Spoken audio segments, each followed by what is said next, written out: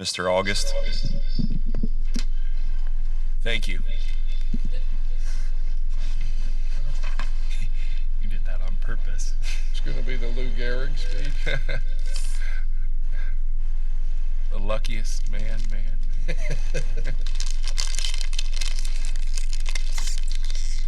So we're going to go ahead and get started and run through Mr. Barwin's budget update. We are getting down to rubber meet the road time. You're not going to hear a lot of new information.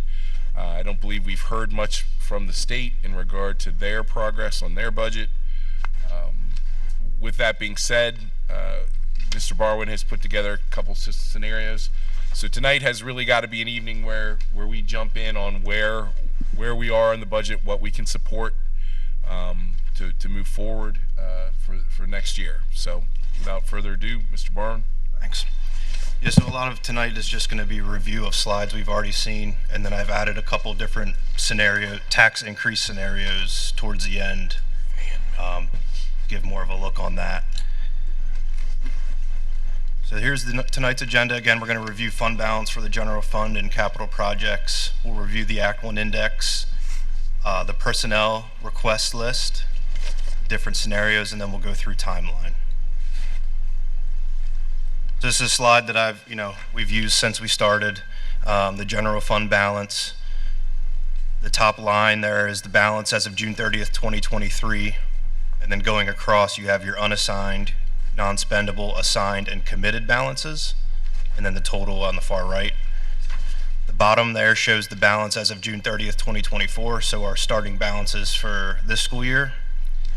And you can see we're at $17.2 million in fund balance, general fund balance, which was a $590,000 increase from 2023.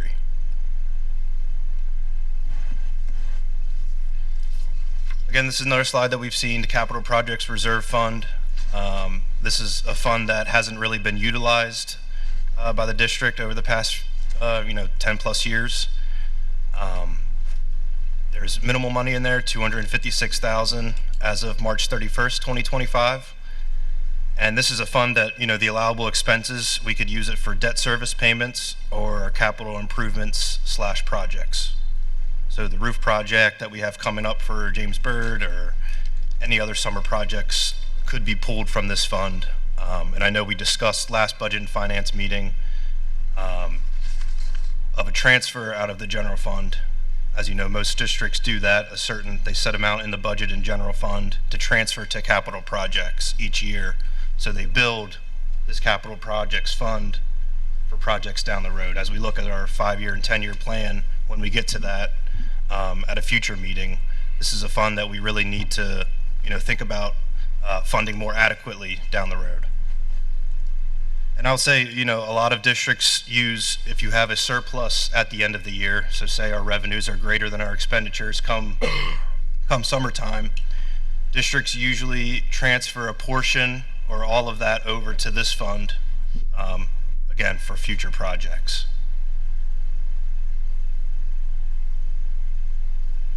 Sorry, can I pause you there? Yep. That would be instead of what is our current practice, just to put it into fund balance in general. Right. So if I go back to the general fund balance, the bottom right is at 590,000. Yeah. So our revenues were greater than our expenditures by $590,000 from 2023 to 2024. So what you guys chose to do, I think it was last May, around there, you gave the power to the business manager to assign this back into fund balance. So Christy Lentz at the time assigned the $590,552 back into, I think a portion of it went to unassigned, and some of it went to the assigned columns that are in there. And this capital projects reserve fund is not in the fund balance, or it is?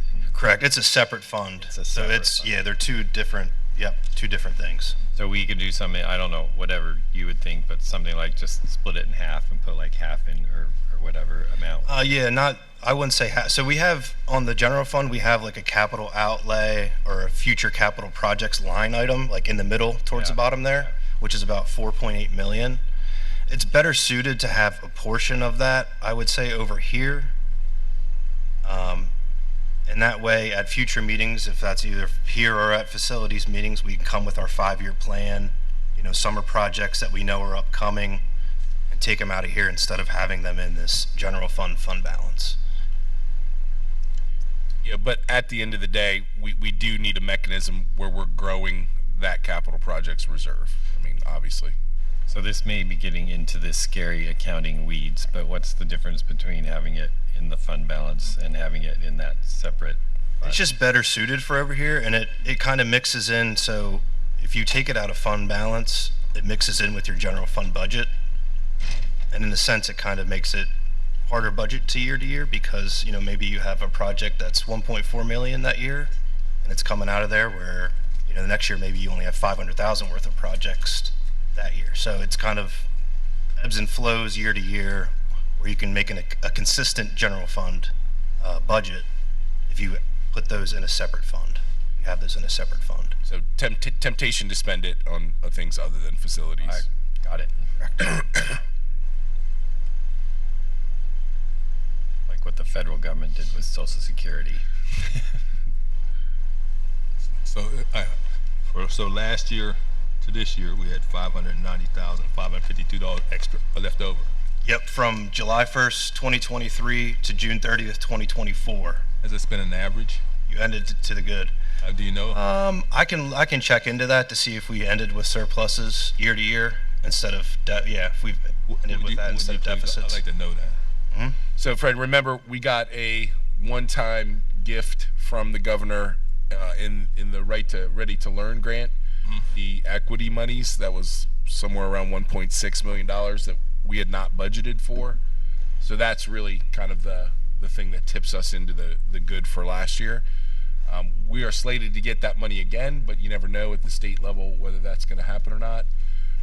So just to remember, to kind of rewind, the governor had a robust increase from the state last year. On top of that robust increase was this additional equity money that no one was expecting. Okay, so this year's budget is a little flipped in that equity money appears to be staying, but the governor's budget is much, is 1%, with some possibilities of cyber charter reform, which could have some positive impact for us, depending on where that ends. But currently, my last conversations with the representatives, there's not much going on right now, and it would probably be more of a summer where they would sit down to hammer that stuff out. That's at least my impression. The cyber charter stuff. Yeah, well, the budget in general, which that would be one of the levers, would be under negotiation.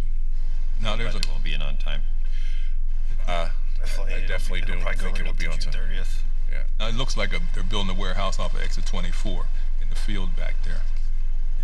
Do we get the money when they bought it and building it, or we get the money when it's done? I believe when it's done, but I can check into that. Okay. I think there might be two back there on 24. So there was one on the county dashboard that I saw, Fred.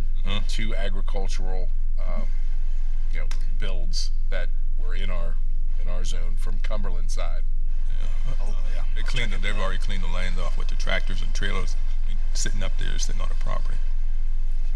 So obviously warehouses have their pros and cons. I mean, for school districts, that's tax income that we weren't necessarily expecting.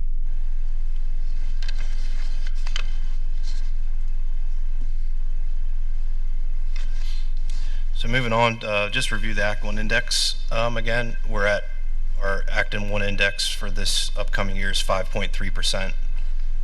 So we cannot go higher than 5.3%.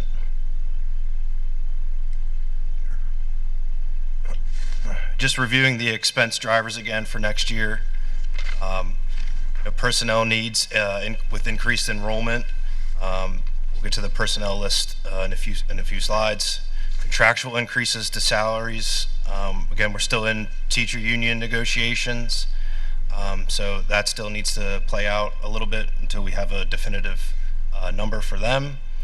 Medical insurance the increase is 10%, which is equivalent to about $800,000 increase.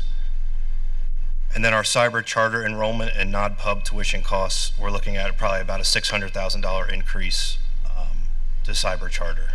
And then transportation costs as well have increased year over year. So that is definitely a part of it.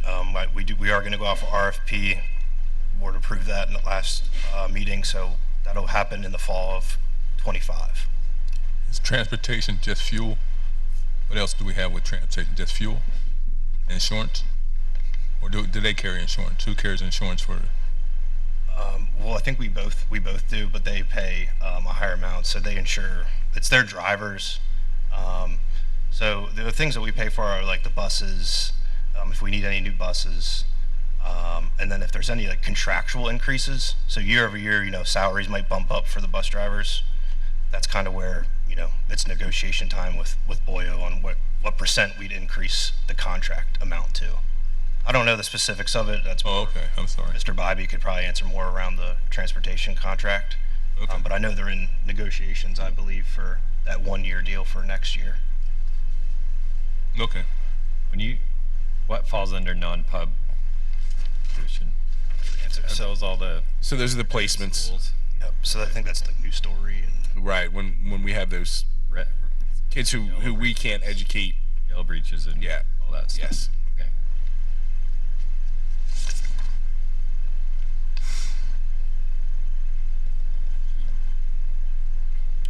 Here's the personnel list again. So there's the 10 that we have on there.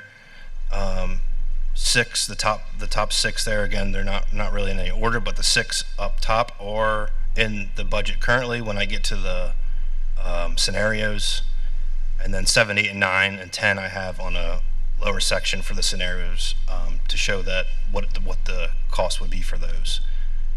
And 9 and 10 were the board priorities listed on there as well.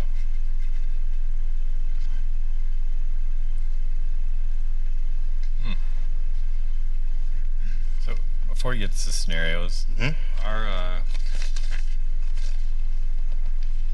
the base is going down over the next few years, right? The base Index. The index. Index. Yeah, that's the way it's going right now. Yeah, because we were at 7.1% the previous year. Now we're at 5.3%. So it's kind of leveled. The hill is kind of leveled off, and we're seeing the downward turn probably back to like the 2s and 3% of in.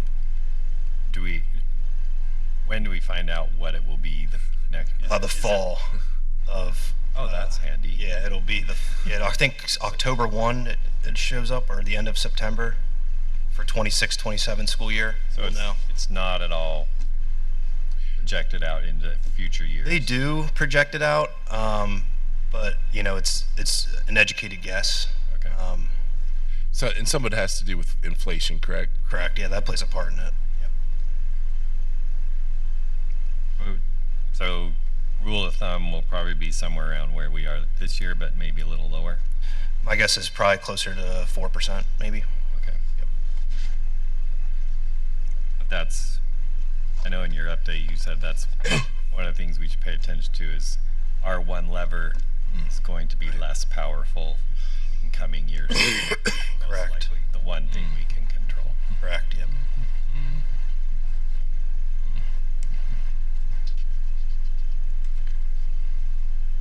So moving to a couple scenarios. Scenario 1 there I have on the left side, that deals with a no tax increase. And that has revenues at 71.1 million with expenditures at 75.4 million, with a deficit of 4.2 million. Now I did add in on the bottom there the flat debt service line. I know we've discussed this in the past, but we budget higher in our debt service amount. So say we budget about 3.6 million, when in reality we're only paying 2.6 million for debt service. And The additional personnel listed on there is the 4 there on the bottom, 430,000 that are added into that number, and then the transfer to capital projects fund I added in there of $200,000.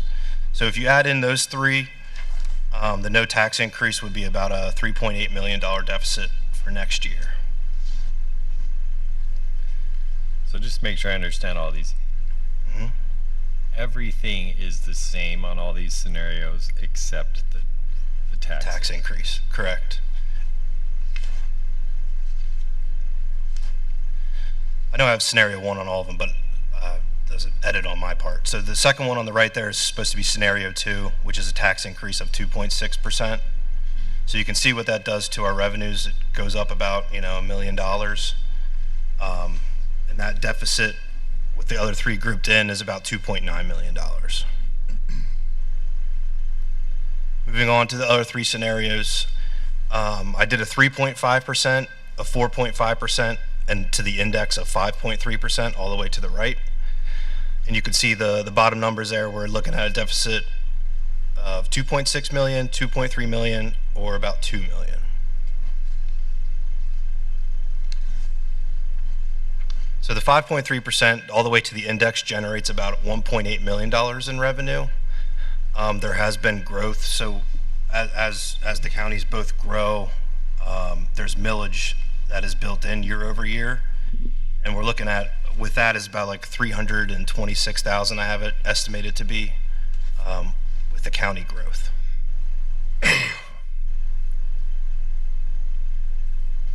And that's where you get the 1.8 number. Yeah, 1.8 plus, so the 1.8 just deals with the tax increase. You add in the 326,000 of county growth to the 1.8 million. We're looking, for the real estate tax, we're looking at probably about a $2.2 million increase from last year in tax revenue.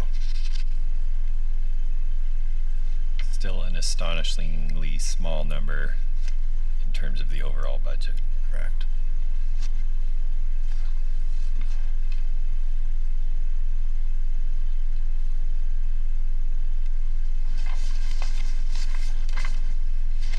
So I added in this slide again, just to show what impact the index would have on a taxpayer.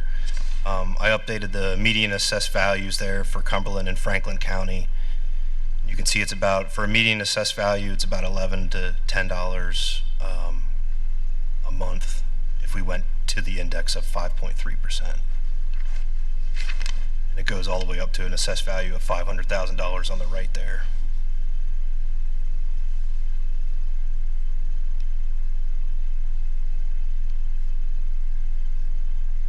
So I'm hoping to garner some more discussion regarding the personnel and tax increase scenarios. If we look at the timeline here,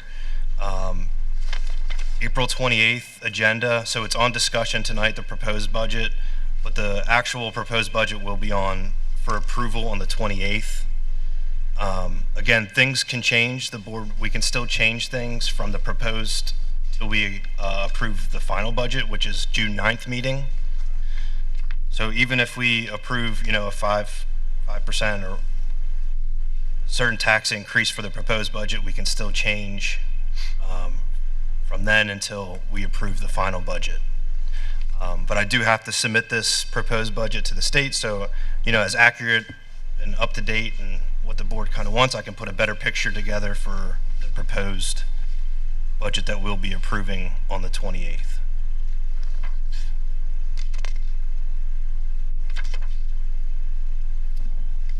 So I think what's one of the challenges that I'm thinking about is that in the past, this I'm stealing from channeling Nathan Goetz, who isn't here right now, but we would typically hear these budget scenarios from Christie, and then as the year progressed, the news kept getting better and better and better, because I think she was fairly conservative in her budgeting, and so at least for me, and I don't want to speak for any of the other board members, I appreciated Christie's caution, because as the year would progress, we would kind of feel a little bit. She would start with doom and gloom, and then we would feel better and better and better as the year progressed. With you being new, I'm not sure how your projections compare. And this isn't a critique. I just want to know how to compare your projections to what Christy used to do to sort of help us make these decisions. Does that make sense? Right. Yep. I assume, I don't want to stereotype all accountants, but I just kind of assume that there is sort of a general bent towards, like, let's be as cautious as possible. Is that accurate? There's definitely some caution built in, yes, especially with the unknowns of the state budget, and even this year it's even harder because there's unknowns at the federal level. So definitely, yes, there is some caution with Yeah. putting this budget together. Yeah, I feel like you all are sort of the modern equivalent of the Oracle at Delphi, and we're just kind of coming to you for predictions of the future to know what we should do with, our most valuable time and resources. So I realize it's a lot of pressure on you. I'm going to stop talking because I've talked enough. So Caleb, when I look at this, if you go back to the Cumberland and Franklin County, the assessed value page, right there. So if you look like the $500,000 assessed, or Franklin County $50,000 with the assessed value, which in itself still boggles my mind. But like worst case scenario is 31. I mean, obviously could be more than that, I guess, Correct. if your value of your property is that, but $31 or $26 a month, is that the way that would be? Correct, yeah, Which is- to the index. Substantially lower than last year's 7.1. For sure. Yeah. By almost half, right? That's what it feels like, yeah. Okay. I mean, that's not super accurate accounting terms, but that's, yes. Yeah. And then, Caleb, what do you think and I don't know if she ever did this per se, like what do you think that you estimate, because we never know what we get from the state, and we probably won't even know until after we approve our budget by June 30th. It'll probably be September until Correct. they actually do it. But like what do you estimate at in terms of like state money? Like do you do like 25%, 50%? Right now I have 0% in there, just because it was so low of an increase proposed by Right. the governor. Like basic ed and special ed both are going up by 1%. Okay. So it's about I think it's $100,000 or $200,000 in basic ed and $200,000 in special ed funding was the proposed by him. Okay. For us, Correct. from the state, Correct. that's the increase, Correct. $200,000-ish. Is that what he's funding for 25, 26? Correct. For basic ed and special ed funding, yep. Okay. The only other piece that's in there that came out last year too, like Mr. August was saying, the Ready to Learn adequacy money was about $1.2 million. So that was like the adequately funding schools, that lawsuit that they had. So they are keeping that in next year's budget, and that's built into here, that 1.2 million. The only thing that is really unknown is the cyber charter reform, and that's been a part of the governor's budget proposal for years now, and nothing has been done with it. So it's kind of, you're hopeful, but years past, nothing has really been done. So I don't really feel comfortable putting in any type of reform into the budget at this point. But that would be a cost savings for us if that were to go through. So in short, we're budgeting worst case scenario from the state. Correct. No additional monies. Correct.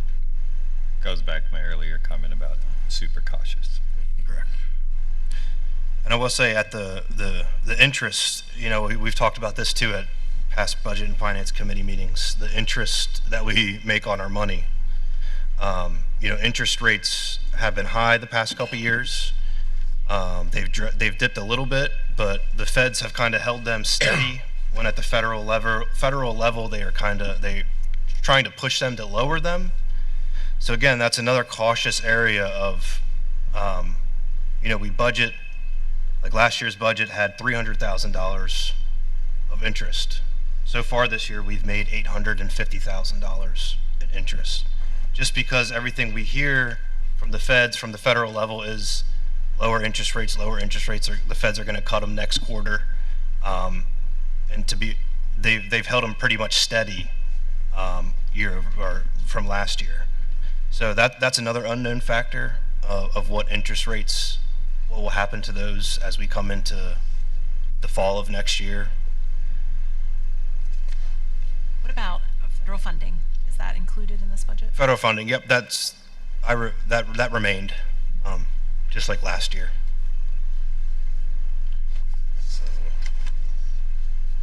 Let me ask you a question. I think you answered already. So in Cumberland County, it cost me $11, around approximately between $11 and $12 a month more. The assessed values of the home there are at the top. Yeah. Going across, so yeah, that would be about 11 to 12. Yep. If I got a medium assessed home, it's gonna cost me 11. Right. You higher than that, you pay more. So okay. Franklin County there. Can you speak into your microphone? Sorry, I'm just looking at this. Mediums is gonna cost 11 to 12 dollars. That's the medium price. For a home that's assessed Yeah. between 176,000 and 200,000, it's right around that $11 to $13 per month. And that's a month. Additional. Okay, thank you very much. So looking at that chart that we were just the median assessed value, if we run the scenario of going at half at like the 2.6, do those numbers then,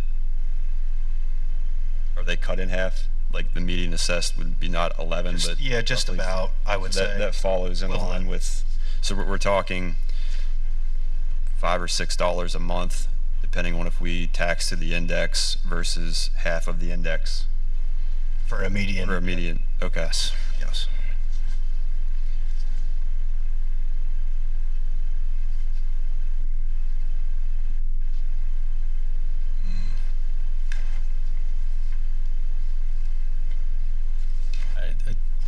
It's all,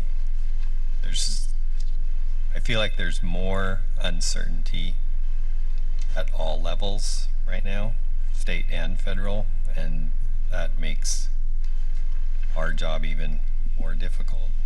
I mean, I think it may be even optimistic to say that the federal funding is going to stay level, just because of the. I agree, and I mean the federal, they already came out, and if you didn't use, you remember the ESSER money we received, I don't know if anyone saw that in the news, for school districts that haven't used ESSER money yet or haven't finished using it, they pulled that money. So the school districts that haven't spent out that money are at a loss right now because they don't get the full ESSER amount. Some are contracts that you have to pay out. So they had to like reimburse the federal government? No, they just haven't used it yet. So with the ESSER money, once you spend it, you submit to get reimbursed from them. So they've spent it, and now they They aren't. might have, but They may have a contract that extends beyond that they got an extension for. So as they're paying off that contract now, It's out of their funds instead they're of not going to federal get funds. reimbursed for it. and that can you just confirm, Mrs. DeLong, that is not us? It's not. I look. It is not us. No. We spent all of our money, closed everything down. Yeah, but like school districts so there was a process by which you could apply for an extension and it was approved. And so as long as the funds were like allocated towards a project, they said you can continue, but now they've reversed course and said, oh, it doesn't matter if you allocated those funds, we're not giving them to you anymore. So districts who had, for example, maybe long-range building projects or contracts for services, that were extended into the future, they were allowing that, but now they said, we're not giving you the money anymore. But that is not us. So that sounds to me like one area that we deserve a pat on the back because we didn't have any money pulled back. We used it. We were quite diligent in spending our ESSER's money. We made some errors there, but we did spend it. It's true.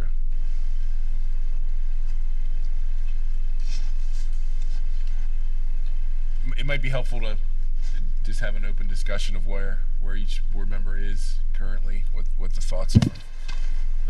Real quick, back to the personnel part of it. The budget scenario is there. Oh, this one or the next one? Sorry. We'll look at that one. Okay. The red number, is that including the personnel, and then down below you're basically subtracting that off? If I'm So the top, yeah, sorry, I should have made this more clear. The top there, the $3.3 million deficit, that has 6 of the positions from the personnel list. So that's all Roughly the 6. district or board, or sorry, that's district priorities, but it does not include The bottom 4. board priorities or. And it could be however way you want to look at it. I just added 6 of those, 6 of the 10 into that top number. And then the rest of them, I kind of added in at the bottom, the additional personnel, 430, and then the flat debt service line. So the 1 million is like a gain for us because we're not spending the $3.6 million that we're budgeting for in debt. Does that make sense? So Yeah, just to clarify, just in case anybody else, that the 6 positions that are district priorities are included in that red number, and then everything else is underneath the additional personnel. And to be clear, that list of personnel was culled down from a larger list. So this is just subdividing it even more in light of the financials that we have. Okay, so I don't want to give the impression that they're not all important. That's not what the administration is saying. It's saying, if we had to cut these down even further, what would that look like? And certainly, things can be swapped out, or some other combination of things can happen there. You said something about no increase. That doesn't include everybody on the list? The zero tax increase, Fred? Yeah. So that's what that red number would be. Yep. Includes 6 of those positions. And if we add in the other 4, we have $1 million in flat debit service that we're paying ourselves, so that offsets some of that, and that lands at 3.8, Fred.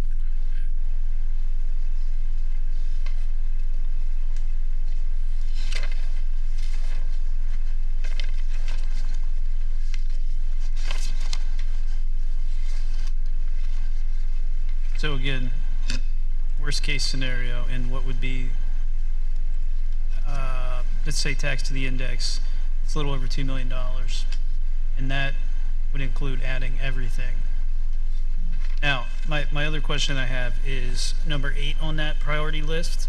Do we, and I think I've asked this before, but unfunded mandate is actually what it should say instead of mandated. But do we, so we're 20, this is 2020, so we're kind of a year early on this. So depends on how you look at it. A lot of schools have already had this in their program of study for years. Okay. So like financial literacy was something that people got on board with early and have brought that into usually their business department. Mm-hmm. We don't have as large of a business department as a lot of other high schools our size, so that was not a priority.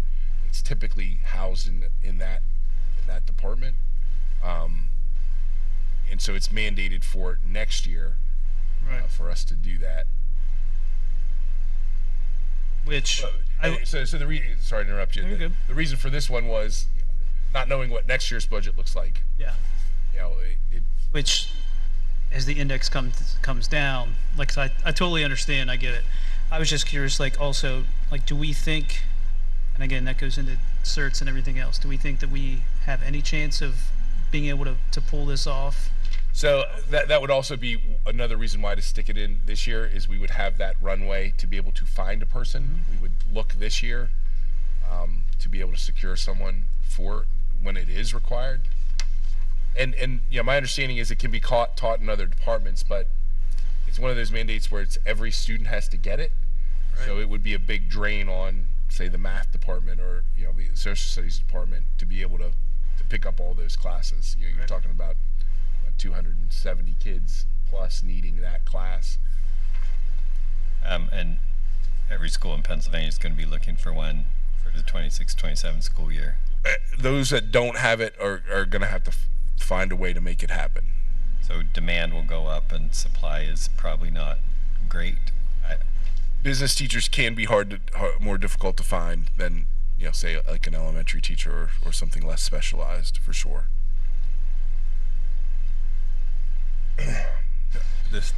So either way, it has to, something has to go into the budget. Either we're hiring another math teacher to be able to form that, or some position to be able to teach this is going to be required. So that should be, you say it's gonna be required. Fred, can you speak into your microphone? I'm sorry. You said that's need to be required. Shouldn't that be it's more important? If it's required, shouldn't it be up in this top 6 or top 7? Fred, they should all be up there.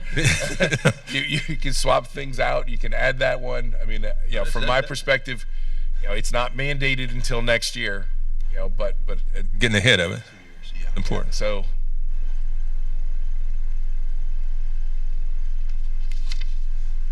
One more thing. The 7th grade teachers. That's 2 of them.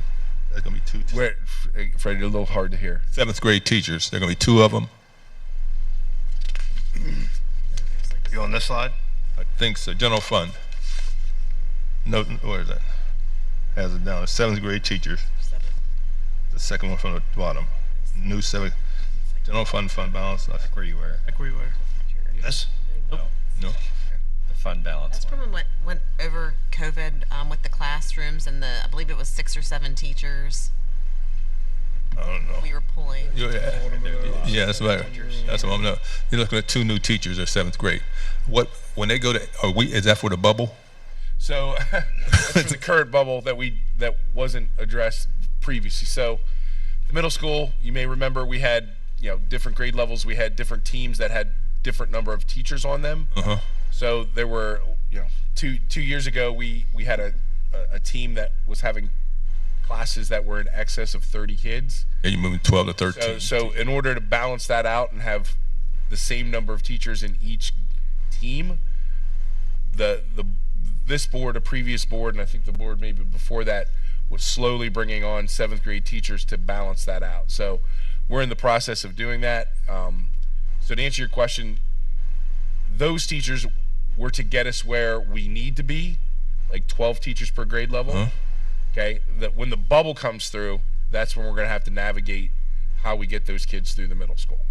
So next grade is 8th. This says 7th. They got one more year as 8th, correct?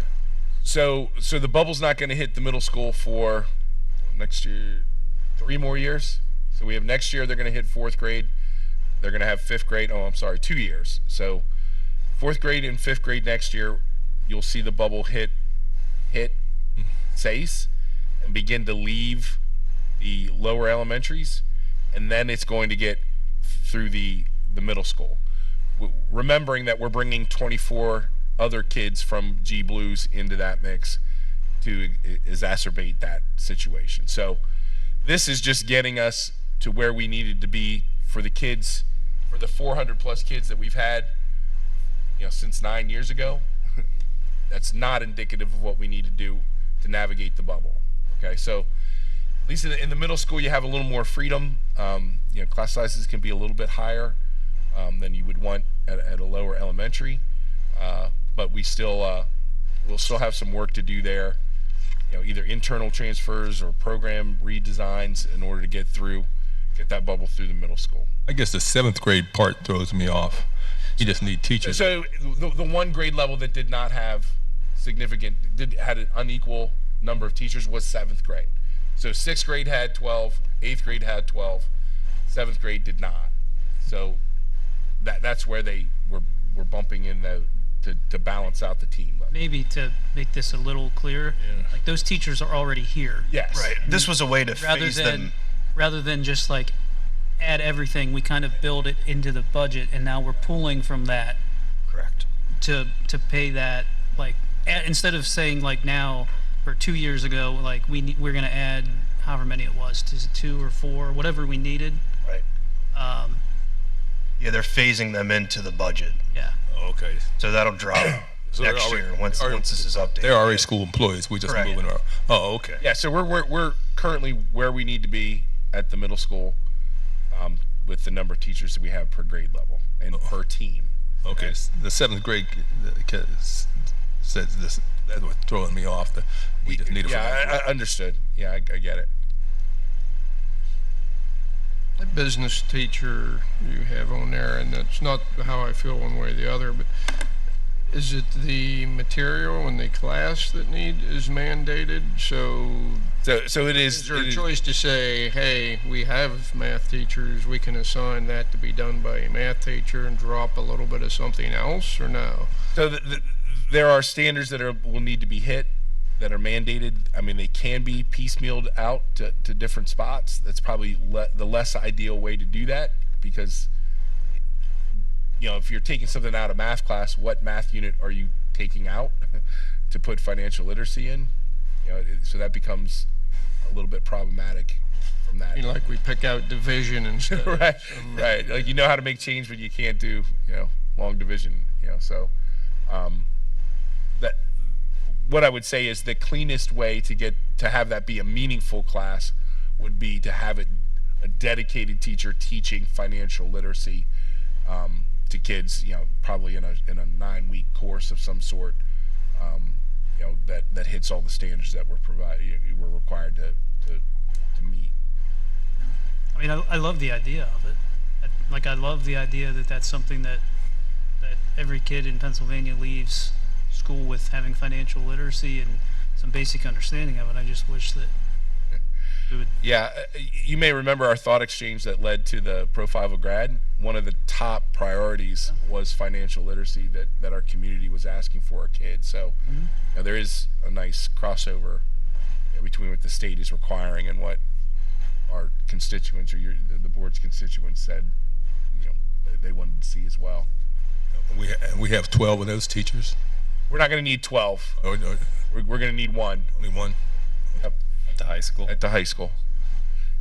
And unfortunately it has to be at the high school, correct? So weaving it into the middle school, we had kicked around the idea that there would be some class that we could change the curriculum on to meet it, but it has to be a high school class. Number 10 on the personnel list, does that include the transportation cost, getting kids from elementary schools to the high school?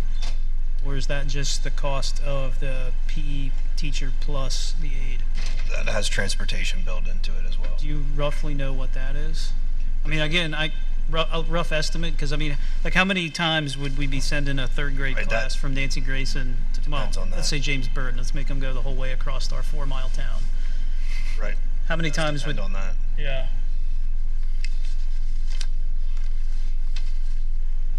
Like, is that something that every year, every grade would do 5 times? Or is that something that's like, we're going to hit that in first and third? Or? So if approved, the initial thought is that this would be a position that would be a PE teacher who had an aquatics background, or an aquatics person who would be willing to have PE certification, so that we could use them at the elementary level to get more health class in, and then have them be at the high school for 2 periods to run classes there. And then we'd have to work out a schedule, but in a previous life, like one whole semester was swim lessons for that teacher that we had in my previous high school. So, but in the meantime, they would teach high school classes in between. Which is what we did here years and years ago. We Right. So, dedicated just to that, but that ended.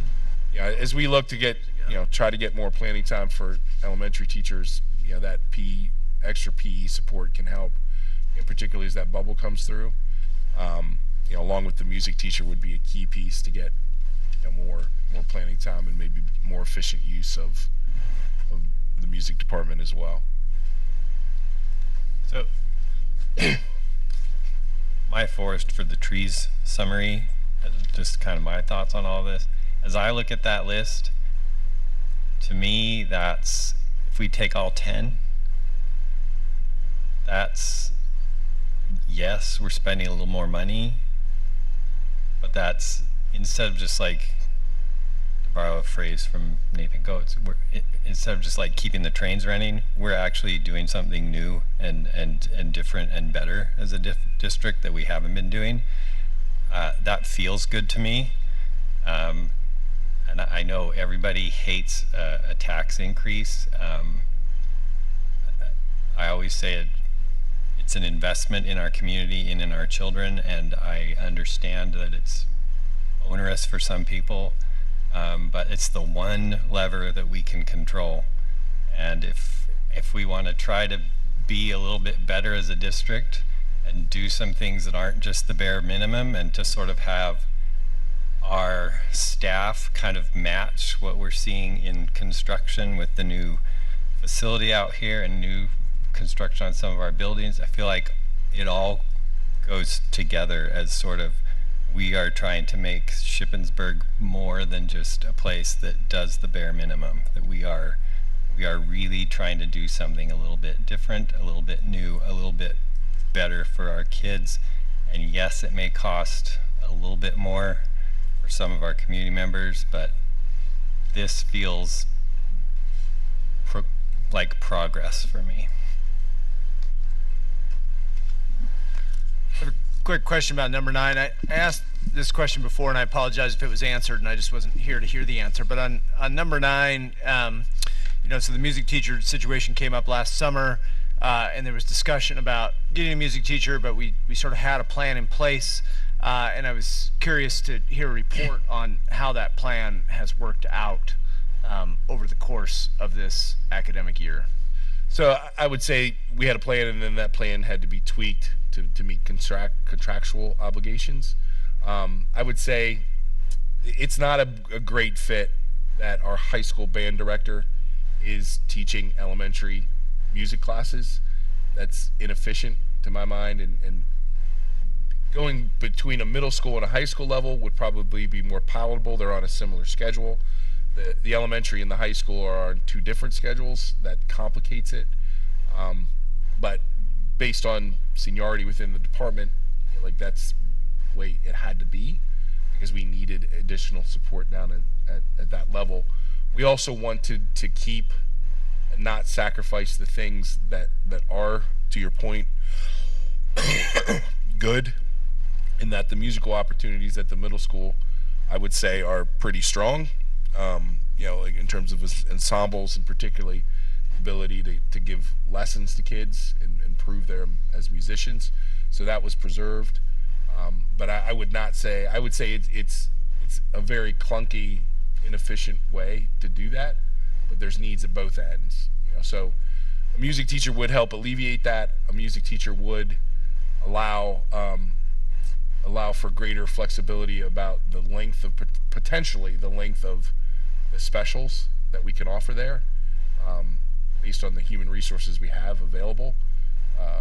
To my mind, we would be, if we don't get a music teacher, and we keep the status quo,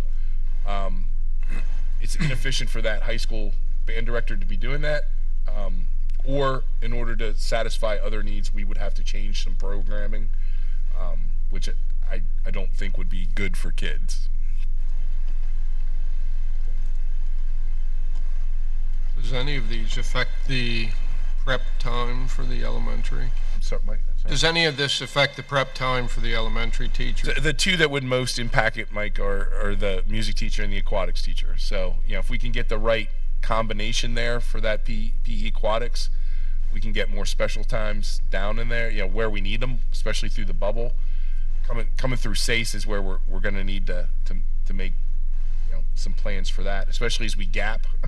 Some of it's at the lower elementary, some of it's at the mid intermediate building.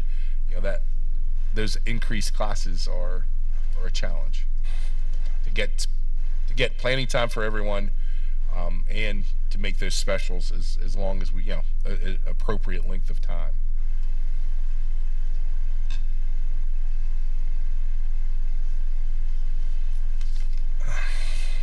I have to agree with Mr. Lyman over there about this. I've been on this board 5 years, and in the 5 years I've been here, we've been always trying to catch up with what we didn't do in the past. Looking at these taxes, I don't want to do it, but I feel I have no choice. I don't want our kids to be in a situation, the generation in front of us coming next want to be in the same situation these kids is. These kids should have more than what they have, equipment-wise and things like that. Not just sports, but in the schools. We got some teachers, 30 kids in a class, and things like that. We have a wonderful band. It's real nice. We need to step up and take care of the band and things like that. And there are other things within the school. I think, for me, I have to go to the top end. I don't want to give no money away, but I don't see no other way of doing it.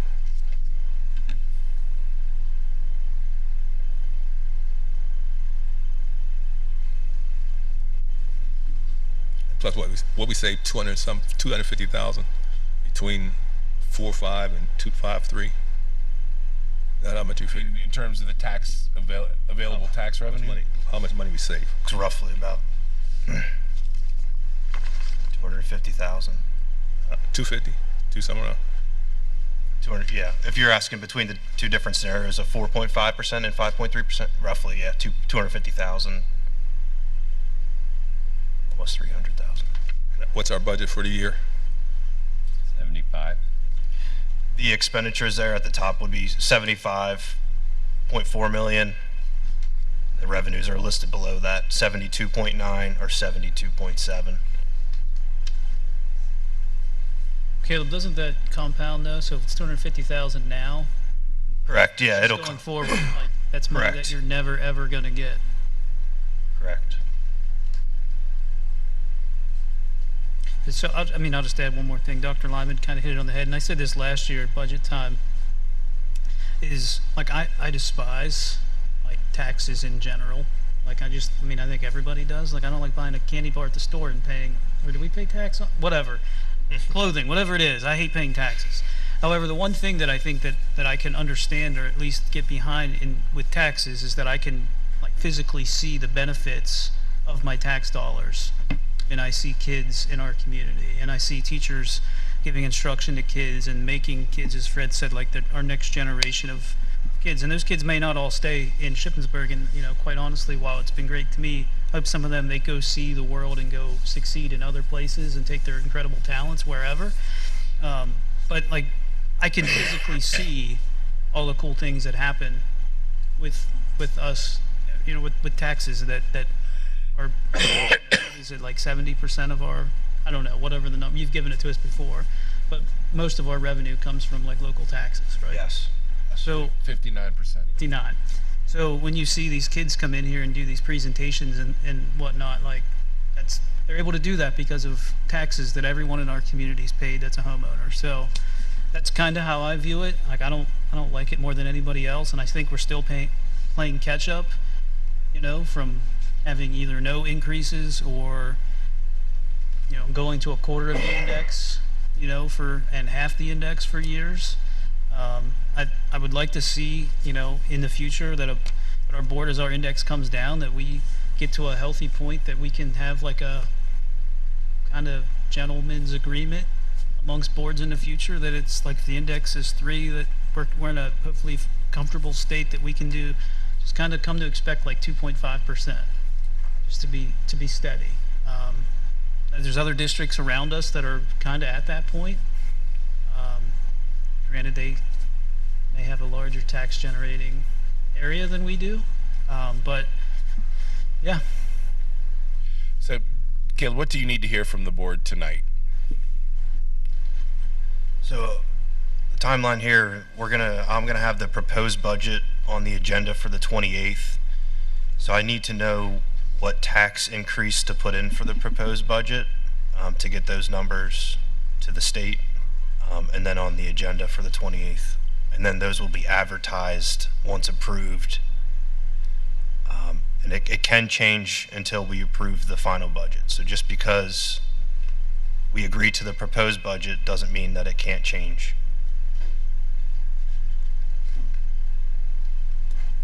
So would it be helpful if everyone kind of went around and gave some direction? Yeah, if we get a majority, would like to see out of these scenarios, I could take that into the proposed budget and bring that back for the 28th. Mr. Scott, you want to start us off? To the limit.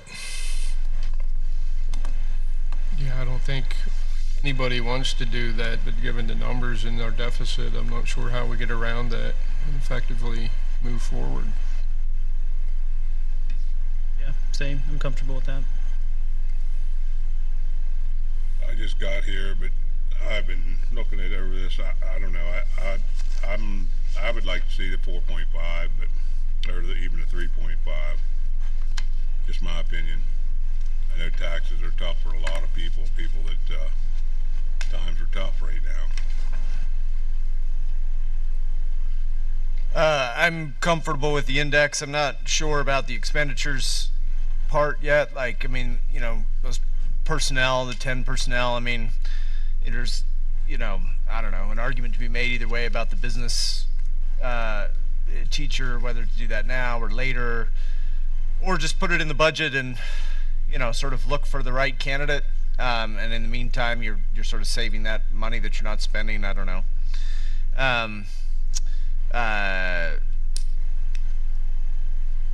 But I'm comfortable with the index. Dr. Lyman? I'm also comfortable with the index. I would echo especially some what Levi said. It's one of those times when you can see your tax dollars actually doing real benefit in your community. Mr. Donovan? Yeah, I would be comfortable with 2.6%, and then I would be in favor of all 10 on the personnel list.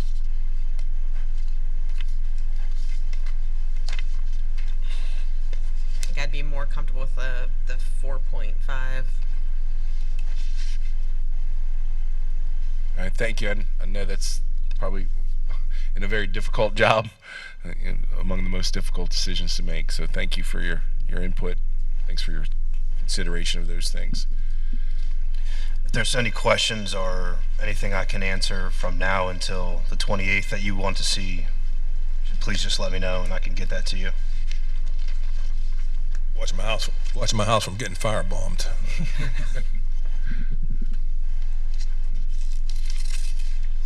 That's it. We'll put those ideas out there, Fred. All right, well, that concludes the Budget and Finance meeting. We will roll into the Committee of the Whole.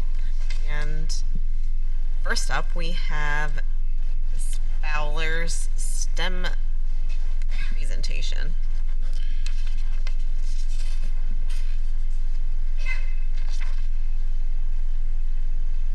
So it really isn't by coincidence that as we talk about budgets, you're getting to see some of the things that are going on that are really awesome in our schools that your tough decisions are making happen. So I'll turn it over to Mrs. Fowler. Good evening. I'm Ms. Fowler. I am a technology and engineering teacher here at the high school. And this is most of our STEM team this year. We've presented to this board before, but for those of you who may not remember or are new, every year we gather 5 young souls who sign up for indentured servitude with me. And we compete in what is called the Governor's STEM Challenge in the state of Pennsylvania. This is the 11th year that has been going on, and I am really excited and stressed to say that this group of boys, because I had 5 boys this year, made the state competition for the first time in school history. And so on the 29th and the 30th, we are going to travel to Penn State and compete against the other top 20 teams in the state. And so they want to share with you what they have created. This is our project. This is our team. My name is Jacob Weist. I've been with the STEM team for 2 years, and I'm a junior. My name is Everett Rahman, and I'm the team leader. I'm a junior as well, and I've been with the STEM team for just this 1 year, and I'm really proud of the fact that we made it all the way to finals. My name is Brady Carr. I'm a junior, and I've been on the STEM team for all 3 years here at high school. Next slide.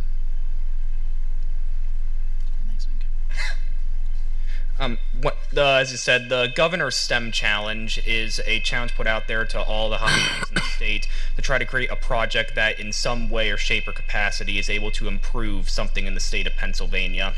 Whenever we were brainstorming our projects early this fall at the start of the school year, we narrowed it down to a couple of different issues that we could solve in the state between healthcare, environmental issues, clean energy, school needs, or agriculture. We ended up narrowing it down to 4 major project ideas. We thought of an agricultural drone. We thought of a solar charger to be able to help the homeless by providing energy. Thought of telemedicine booths to provide health care in more remote areas of the state. And we also thought up even basically a school Roomba. It was going to be a hallway bot that would be able to help out the janitorial staff right here at Shippensburg. The project that we ended up going with was an agricultural drone that we named Aros X. In the state of Pennsylvania, of course, it's known for its agricultural since its founding. Here in Pennsylvania, we have over 7 million acres of agricultural land, and just here in Franklin County alone holds the 3rd most acreage of agriculture in the entire state, and it makes up 67% of the state's agricultural sales, based off the 2022 census. And so the drone uses an NDVI sensor, and once it flies overhead of a farm field, it's able to scan the farm field and determine which crops, based on the coloring, is growing better, it needs more fertilizer, and it should help farmers in the state better compartmentalize and prioritize their fertilizer to save costs and be more efficient in their farming. Yeah, so exactly what Brady said. The NDVI is a sort of equation, so it uses infrared and near-infrared light and pretty much just explains to you how much light the plants are reflecting, and through that it gives you the relative plant health. So it can fly over areas of high crop density, take pictures, and then it can identify what parts of the farm need actual work and need care or different types of nutrients. So that's our main selling point, is the NDVI sensor with this drone.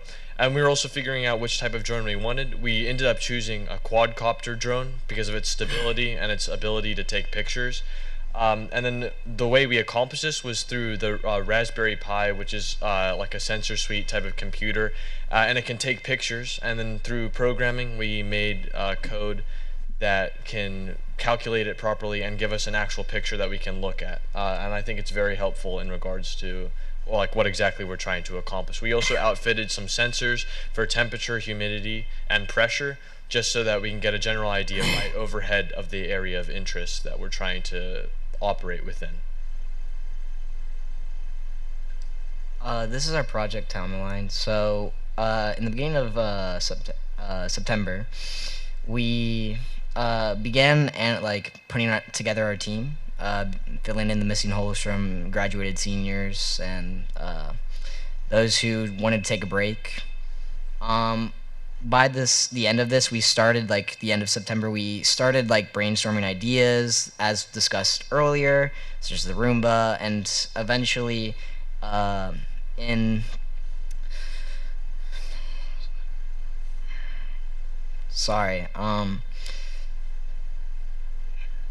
October, we decided who the team leader was, which was Everett here, and we decided on our project being Eros, and we were able to like start researching this stuff like NDVI, all that, and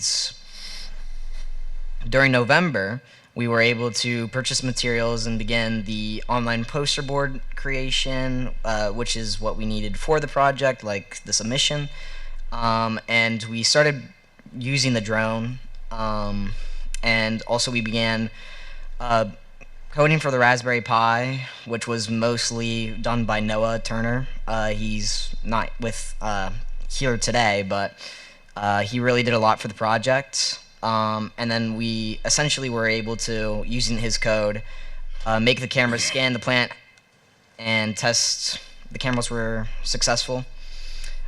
In January, we had to consider shifting gears due to a problem with the drone. The drone was unable to lift off from the ground with the materials we had, and right now we have like a model, but with future testing and more funds, we could probably make it fly.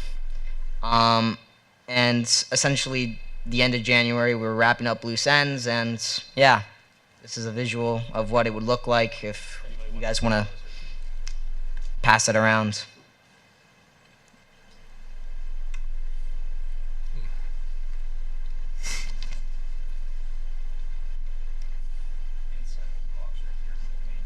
So in that red box, we have our key components. So the first one is the plant health, which is the sensor. It's the type of green looking computer in there, and that computes all the stuff that we've programmed. And you can see up there some of the pictures that we have. So that's a plant in Mrs. Fowler's room, actually. And you can kind of see how the plant is. We made it so that red was healthier. That's just the way the program worked. I know it's kind of like counterintuitive, but you can kind of understand the edges of that plant that we had were kind of dying, and the center was a little bit more healthy. So you could visually see that as well if you just inspected the plant closely. Then we also had our humidity and temperature sensor, which is straightforward. We plugged it in. It was very easy to like program, and that allowed us to just get the relative aspects of like the environment that we're around. Weight and balance was a big thing, and we're still working on that, so we can hopefully get it to fly by the time we make it to the state competition. And that's just making sure the drone can take off and fly properly without it crashing or tilting to the side. And then I talked about pressure, which is one of the things integrated in that temperature, pressure, humidity sensor that we have. Can I interrupt for a question because I'm holding this? Right ahead. What did you say this box is holding? That box is holding our NDVI camera. It's going to be then attached to the drone. That right there is just a base model and the box. That right there is the actual box that we're working on. They said that, like we said, we're still trying to figure out the better flying aspects of it and trying to improve that. So right now the actual box is separate and this is just a temporary one. Gotcha. Thank you. So the red box would go underneath the drone. Yep. Except that one weighs a ton, right? Who's financially supported you so far? So the state actually has a stipend program for this. When we sign up and say, hey, we're going to do a project, they send a check for us to our business department, and we get $600 to create what we can. When we make it to the state competition, they give us an extra $200 for food when we're up there, and for any improvements we may like to make to the prototype itself. That covers the expense? It does. So, can you really make it fly for $200? So, it's long. Do you mind going back one slide? This is my favorite picture, the whole slideshow, and it's the one here at the bottom with Jacob holding a drone. We may have waited until winter break to figure out how much all of this weighs. You learn as you go sometimes. And so we took a water bottle and filled it with the same amount of water to be the same weight as the box. And then zip tied it to the drone to try to get the drone to take off. And that was as far as it went. spinning a motor in Jacob's hand. And so, unfortunately, a drone that can hold, that's about a pound of weight and still fly, they start at like $1,000. And so we had asked around, Ms. Leffy and Mr. August, bless you, had assisted me to ask Volvo if we would be allowed to borrow their drone for our state competition so that we could see it fly. That was a no-go. There was a liability issue there, understandably. They're expensive. And then we reached out to Shippensburg University's GIS program, and they're expected to have their drones in the air at that time for curriculum uses, and so they said no thank you. And those are the only people we know of as standing here right now that would potentially have a drone with the capabilities to lift something of that weight. And so that's kind of where we're at. Well, you have our ginormous YouTube audience that you can put the call out. True. If anybody has one and they would allow us to borrow it for 3 days at the end of the month, we would love it. Is there any kind of drone, and this is a serious question, it's gonna sound like it's not, is there any kind of drone rental? That would be really cool, wouldn't it? I don't know the answer to that question. It's probably no. I guess I'm super impressed because if I look at your timeline, it looks like what you did the red box in about 4 months, which is a ton of impressive STEM work. And then you just had the minor issue of now we have to make it fly. I will say, to their credit, the last 2 days before winter break, I may have freaked out thinking we were never going to get this done. And so their teachers are wonderful, and I pulled them out of every last one of their classes for 2 whole days. And in 2 school days, they went from how do we turn on this Raspberry Pi to a fully working, we were scanning trees as the buses were arriving. We opened my back door, much to the chagrin of all of my students, because it was snowing that day. And we were able to, from my classroom, scan the trees out front and see the buses behind them. And so in that amount of time, they went from, we've never turned this on, to a fully working component. And so I left here for winter break thinking that, like, they had hung the moon. And so much to their credit on that. Yeah, I mean, I do research with students at the university all the time, but I never have that extra step of, and now you have to make it fly. So can I ask another question? 5 students, is that like the max? Is that like part of The program calls for 5 total. So like, are there tryouts? Yes. So Brady can attest to this, and so can Jacob. But when they show up on a day and they're like, hey, Miss Fowler, I'd really think that this would be a great idea if they do that organically. Sometimes we drag them kicking and screaming. Sometimes we bribe them with some coffee and donuts, those kinds of things. They know when they show up that they're in it forever, right? That Brady started as a freshman and he stuck with me. I'm not letting him go. Same with these 2 guys. And so we only fill spots as they become available. And we did have one student who was on the team last year who went to Career Tech this year, so we gave her a pass. She'll be back next year. Well, can you just refresh, when is the competition? When are you leaving? We will leave after school on the 28th, that Monday. Presumably grab some McDonald's on the road, check into the hotel, and then we are go Tuesday morning at 8 a.m. They're going to get the ability to set their presentation up so that the judges can see it without the students, so that they can kind of go through it that way. And these guys are going to have a really cool opportunity. They're pairing them with individual Penn State students in their engineering program and taking them on customized, individualized tours all day long of exactly what they do all day. And then they're going to feed them pizza, send them home to sleep. Wednesday morning, we're going to get up bright and early and give our presentations, the award ceremony, and then we'll drive home. Do any of the students have aspirations of like a career in tech? Like, you want to just talk a little bit about what you might be planning for the future? I'm thinking about going into mechanical engineering, and that kind of like made me want to join the STEM team because I kind of want to challenge my less creative, like the creative side of my brain to like figure out problems and give solutions in that aspect. So yeah.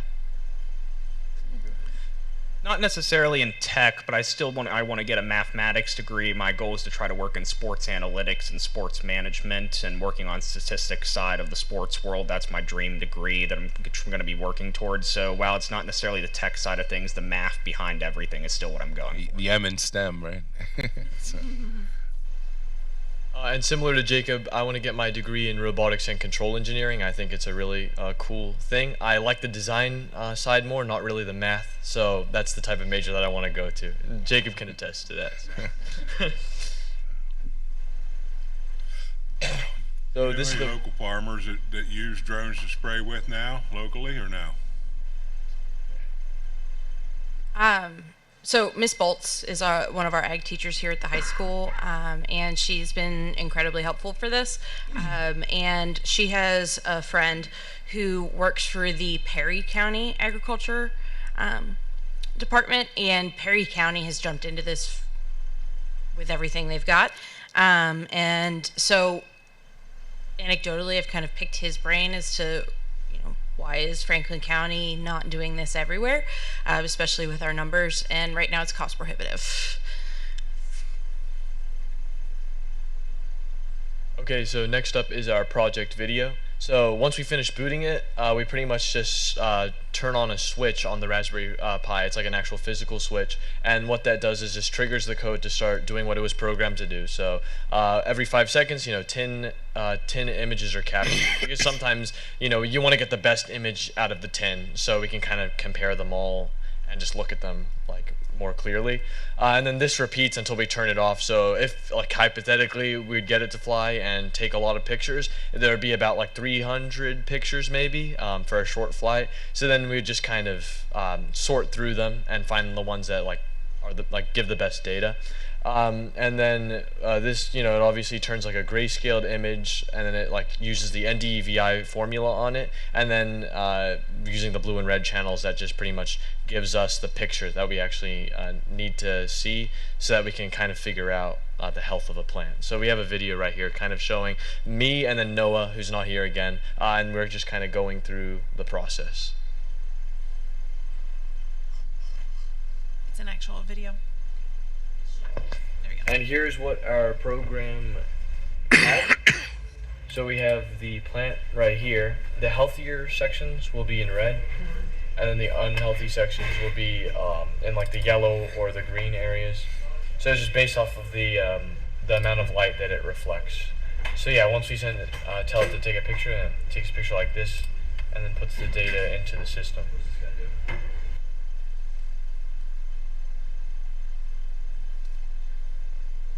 Of course, as we were mentioning a lot with the flight aspect of it, there's many different improvements that our plan is to make before and then even after the competition as we finalize this project up. If we were to be able to successfully mass produce this on a larger scale, we're going to want to use injection molding. It's the best way to help mass produce the drone parts and the holding and the casing for the NDVI camera. We would then also want to be marketing this to farmers, showing them that this is technology that works, it is not harmful to the environment, and it'd be able to help them in a short amount of time get a good image of what their farm field is currently looking like and what crops of theirs would be better needing more fertilizer, better needing more attention in their fields. We want to be able to talk about how this is easy to use. The NDVI camera is safe. As I said, there is no damage to the environment whatsoever from what we've tested with it, and we want to just be able to, if this is the goal, if we can mass produce it, to be able to show them that this is something cheap, easy to use, or be able to mass produce to farmers from not just Pennsylvania, but the entire United States.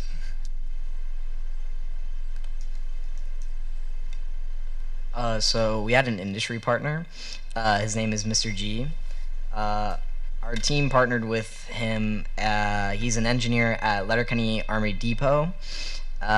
He provided weekly guidance, offering advice on our project, organizing industry tours relevant to our work, helping us maintain a realistic scope within the timeline and assisting in selecting appropriate technologies for our application. Overall, he was just an integral part to the team and really helped with a lot of the ideas and stuff like that.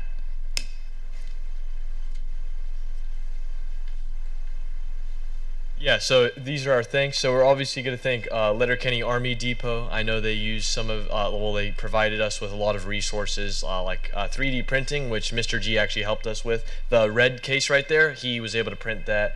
And without them, well, our model that we 3D printed at the school was okay, but it wasn't strong enough. So that material from Mr. G is great.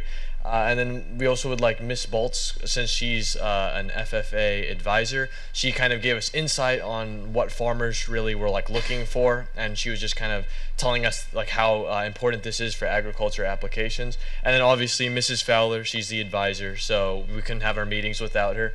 And then Tawny Myers, she just helped us with financial assistance and connection with the high school office.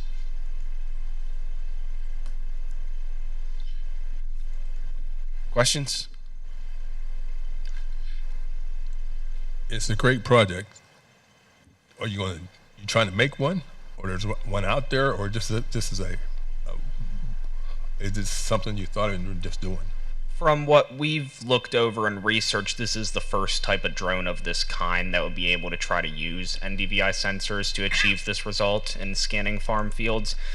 It would be amazing if we could successfully create a drone that would be able to get this product to fly eventually and maybe even mass produce it. Right now, that's not considering the fact of the timeline of the project or presentation at the end of the school year, that might not be able to happen, but still the amount of work that we've done with the project and be able to make it to States for the first time in team history, we are very proud of the design. What about Franklin County Farmers Association? I think somebody mentioned that. What about Franklin County Farmers Association? It would be really cool if we can be able to if we get this thing to fly, we would definitely want to give it out to a couple of Franklin County farmers just to be able to get some trial runs to see if this is something that we could run with, maybe even meet over the summer and see if we could actually get this to be working in multiple They might provide the financial support you're looking for. They have a headquarters in Franklin County. So. I also think it's an interesting idea that this could be later integrated into the drone itself instead of having kind of a janky box connected to it. I think in the future that with this design we can make a bigger drone that will be able to like have this technology integrated into like the main camera or the main system itself. Yeah, and what Brady was saying, it is the first of its kind, so that was like our biggest problem when it came to research. There were maybe a couple articles about it from just a few institutions, so we kind of had to do a lot of the research ourselves, and we definitely learned some new things. So it was really interesting because, you know, we searched up NDVI or any of the type of equations that we're using, and what we found like just some random PDFs, and we were like, okay, that's all we got to work with.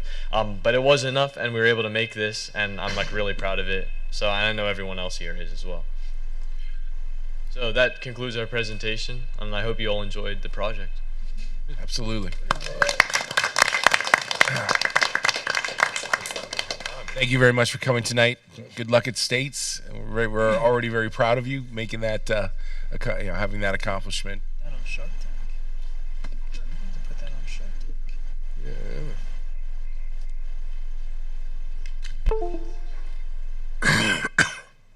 Now what? About half an hour? Yeah, there's probably more stuff to come. I think they have to design.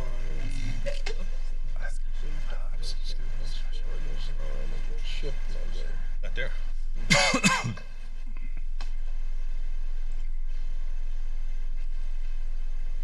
into the committee portion. Yep. So next we're going to head into the committee portion of the committee of the whole. The first topic is going to be on the athletics committee, the Memorial Stadium lease agreement. And Spanos will be able to. We began the Memorial Park negotiations back in November. We met with Josh Mitchell from Park and Rec on November the 6th.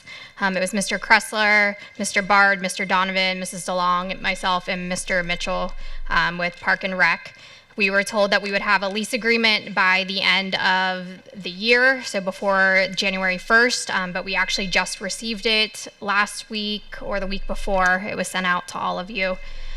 Just a few items to look at the lease agreement for Memorial Park. This is for football games only, which would only be a total of 18 events that Park and Rec has listed in the lease agreement. And the total cost is going up $12,500 to $45,000. So in total, you'd be paying about $2,500 per event to use Memorial Park.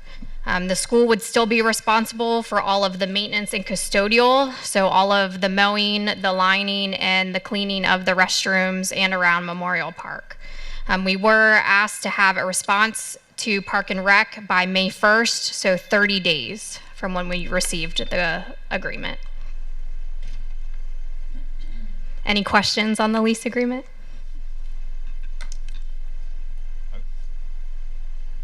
Yeah, I got some.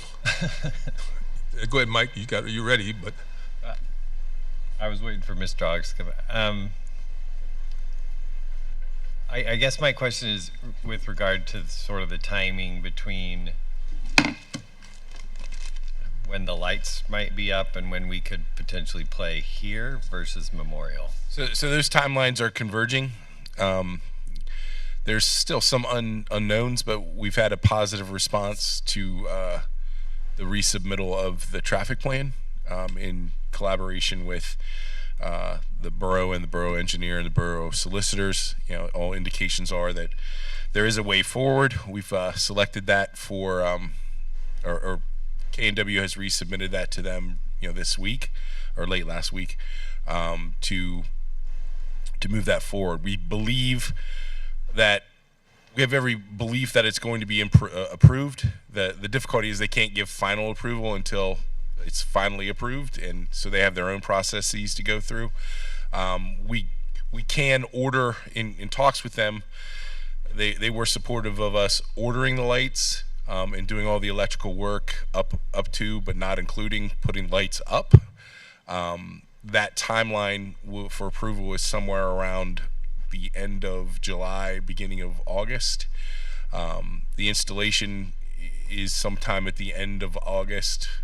We think is a worst case scenario to get those lights done. So there may be this awkward overlap of a game or two early in the season that we will need some to make plans for. So if lights go in, when lights go in, we would be able to play football at the new stadium.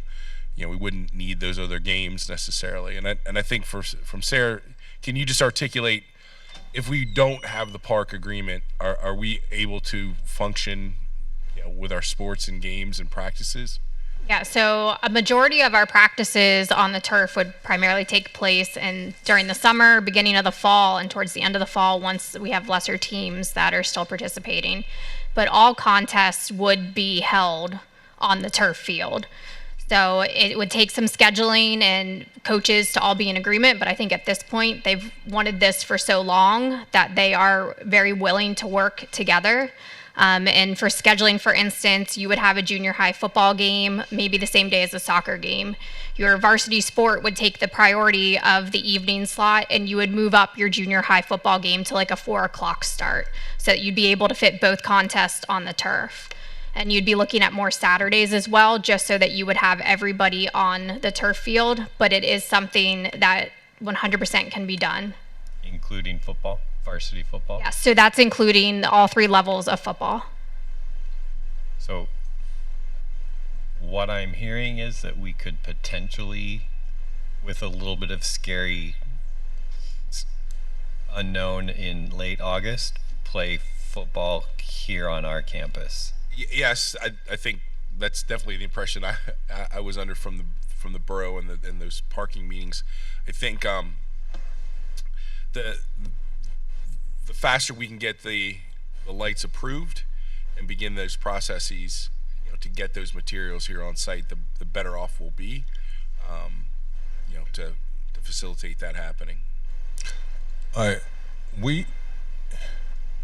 I'm gonna say this. what the paperwork they sent you to do, the sign, fill out, and the school district to fill out. Is it the same paperwork or an entry that we got before? So the lease agreement does have a few other items that are different. The wording is different from the contract that we had from the past 2 years. Will you tell the board what those? So there's more of, before we had the use of, say, the pool house, which we use as a locker room. We now have to ask for permission to use that. The ticket booths, we also have to ask for permission to use the ticket booths. The cost, of course, has gone up. The amount of events that we have there is limited. There's more of a timeline on when we can submit to Park and Rec for event changes.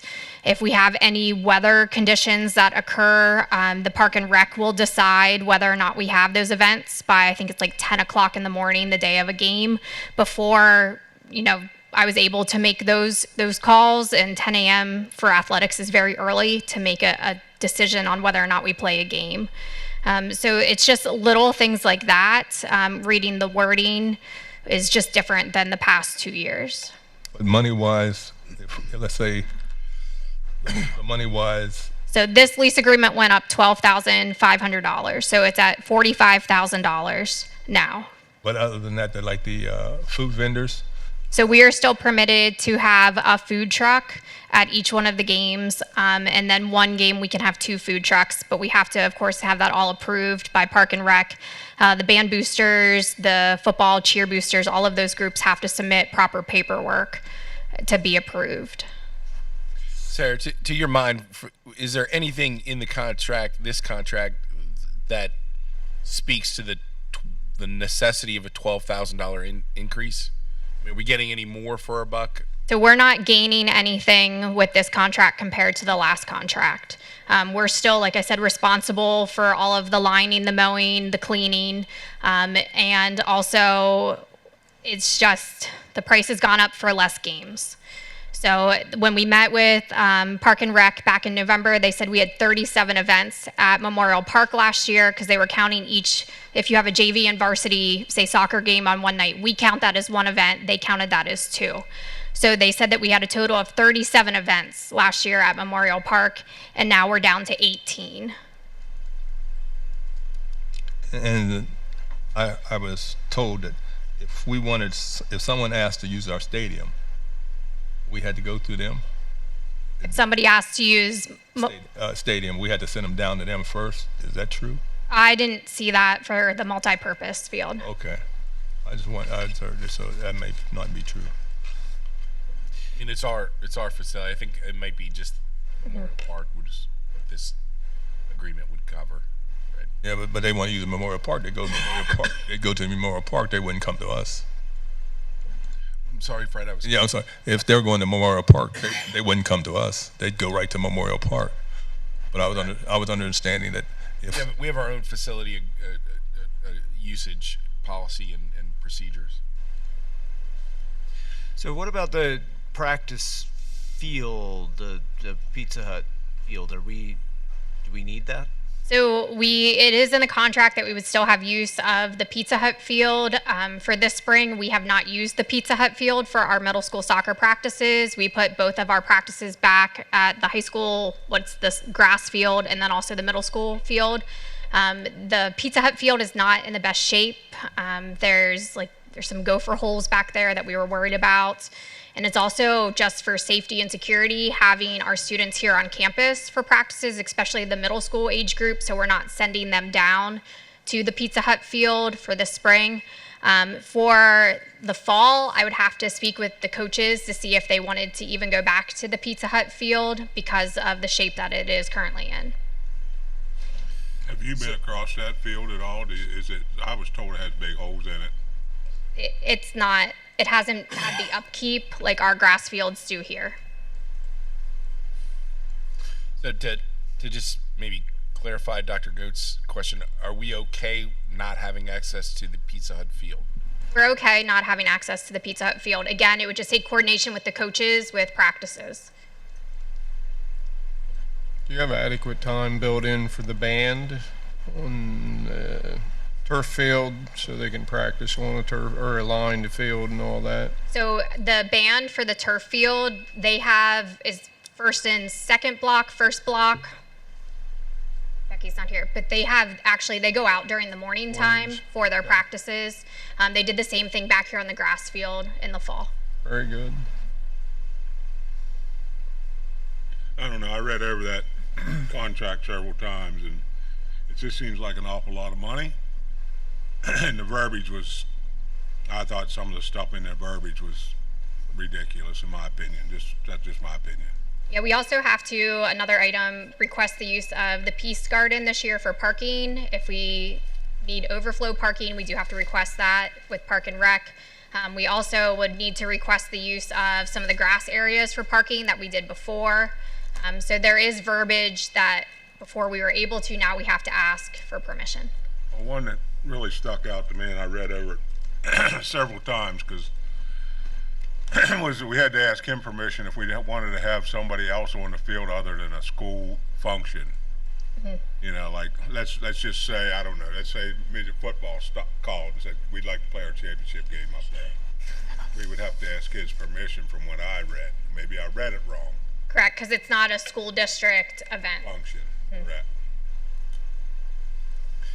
So just help me out with the process here. So we were waiting for a contract proposal from Parks and Rec, and that's what we got, but there wasn't really a sit-down conversation or explanation of why the changes in the contract.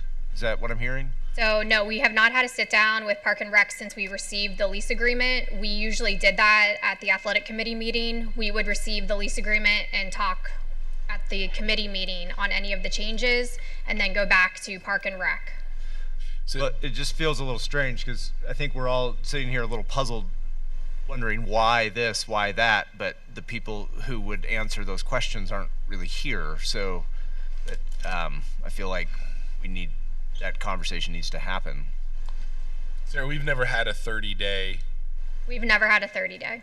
We also have been waiting for this since November the 6th. Yeah, I mean, I get that, and that's, that seems a little bad form on their part, but it is what it is. But I feel like at this point we need to ask to have a discussion with them so that it's really a negotiation of sorts rather than just a, sort of take it or leave it. This is the proposal. I mean, I don't know. I mean, I think we're all reasonable people. Let's sit down and talk about it. I mean, I think we need it, even if we only need it. I mean, I don't know. I'm just hearing a lot of uncertainty, and even optimistic timelines rarely unfold as as we hope them to. And I'm really concerned about,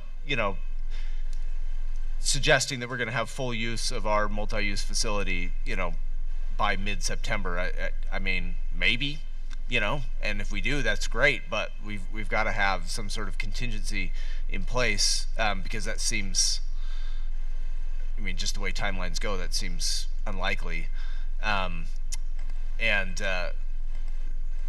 So because I would say, that was certainly our expectation, was we were going to get a proposal from Parks and Rec, and then we would schedule a meeting to kind of go back and forth on. So the 30-day, you have to make a decision, was new, and that makes a negotiation tougher to pull off within that timeline. I mean, that's their timeline, not ours. Sure. Well, I guess I would ask that you or whomever to ask for a sit down with them and the athletic, schedule it with the athletics committee, and let's sit down and have a conversation and see if we can't come to a better understanding of what these demands are and why. When do we have to have this back? Isn't there something about it not back by May 1st? He starts scheduling stuff down there. Yeah, so we have to have a response back by May 1st. He'll start scheduling things down there. I will say this, as of right now, all of our varsity events are scheduled on the turf. So we may not have the lights for nighttime field hockey or soccer games at this point, but they are all scheduled on the turf field. And I had kind of a prelim schedule that I've been working on, just handwriting it because it's not in FMX yet. The only thing that's not added are the 3 levels of football, because we were waiting to see what was happening, of course, with the lights and with Memorial Park. So I mean, I kind of like this idea of maybe like a pay as you go kind of contract where as we see how our construction is going here, that we engage in some kind of agreement where we'll pay you this much per game for as many games as we need for fall 2025, but not committing to the full football season, and see if they would be willing to do that. Well, I can see, I mean, I can imagine there's reasons why they might not want to do that. I mean, just that they may have upfront costs with, you know, prepping the field and stuff that are just sort of one-time things. But I'm just guessing, and we don't know these things without a conversation. So there needs to be, you know, a why attached to the demands of the contract. And so I think we need to have a meeting. So we do all of the field prep. The only thing that Park and Rec does is they do an extra schedule of fertilizer or some sort of seed they put down, but the school district is required to do all of the prep work of the field to prepare for the season. And all the more reason for us to be able to sit down and ask why. Yeah. And if it rains, we got to get their permission, right? Correct. So they just put up that what's the name, baseball team, Stars. The Stars. So if they have a game and we're messing up that dirt, we're not going to let us on that field, because that's the only income they got is the Stars and us. So I was all for it, but then when I heard all the parameters that we had to jump through, it's just not worth it. It's not. It does not sound like they're trying to work with us to accomplish anything. Do we have other contingencies for varsity football other than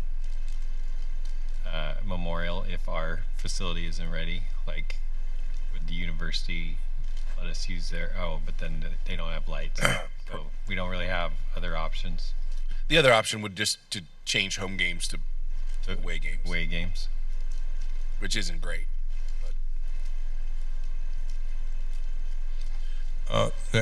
Ask Stefan thing. Can something that's on the discussion agenda be put on the action committee that same evening? This is on for action tonight.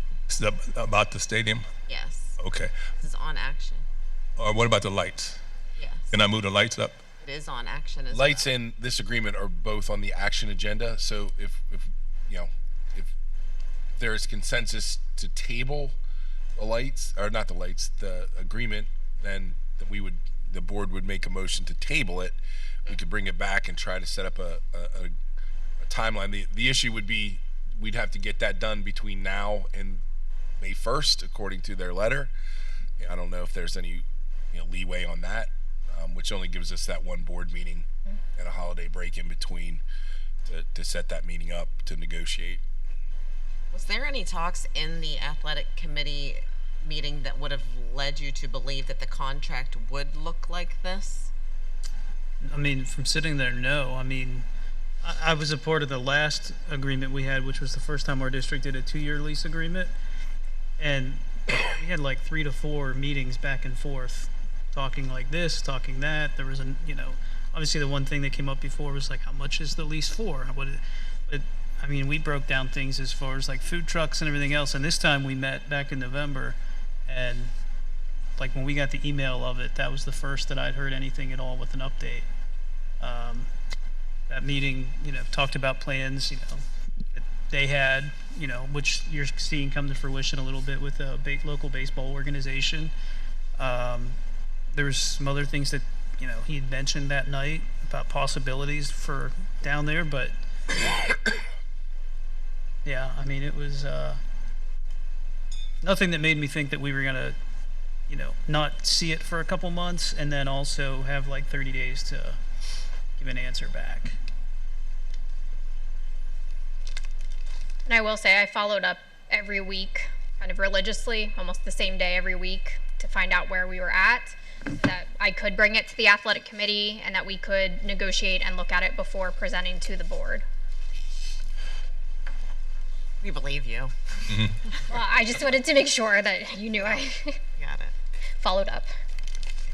I agree with Nathan. I think we at least need to try to talk to them within this amount of time until May 1st. You know, either we can or we can't. And can we find another variable option, go with it or not, before we just flat out say yes or no? I mean, I think what I'm hearing is to at least reach out to see if we can do a per game kind of, a la carte usage of the park.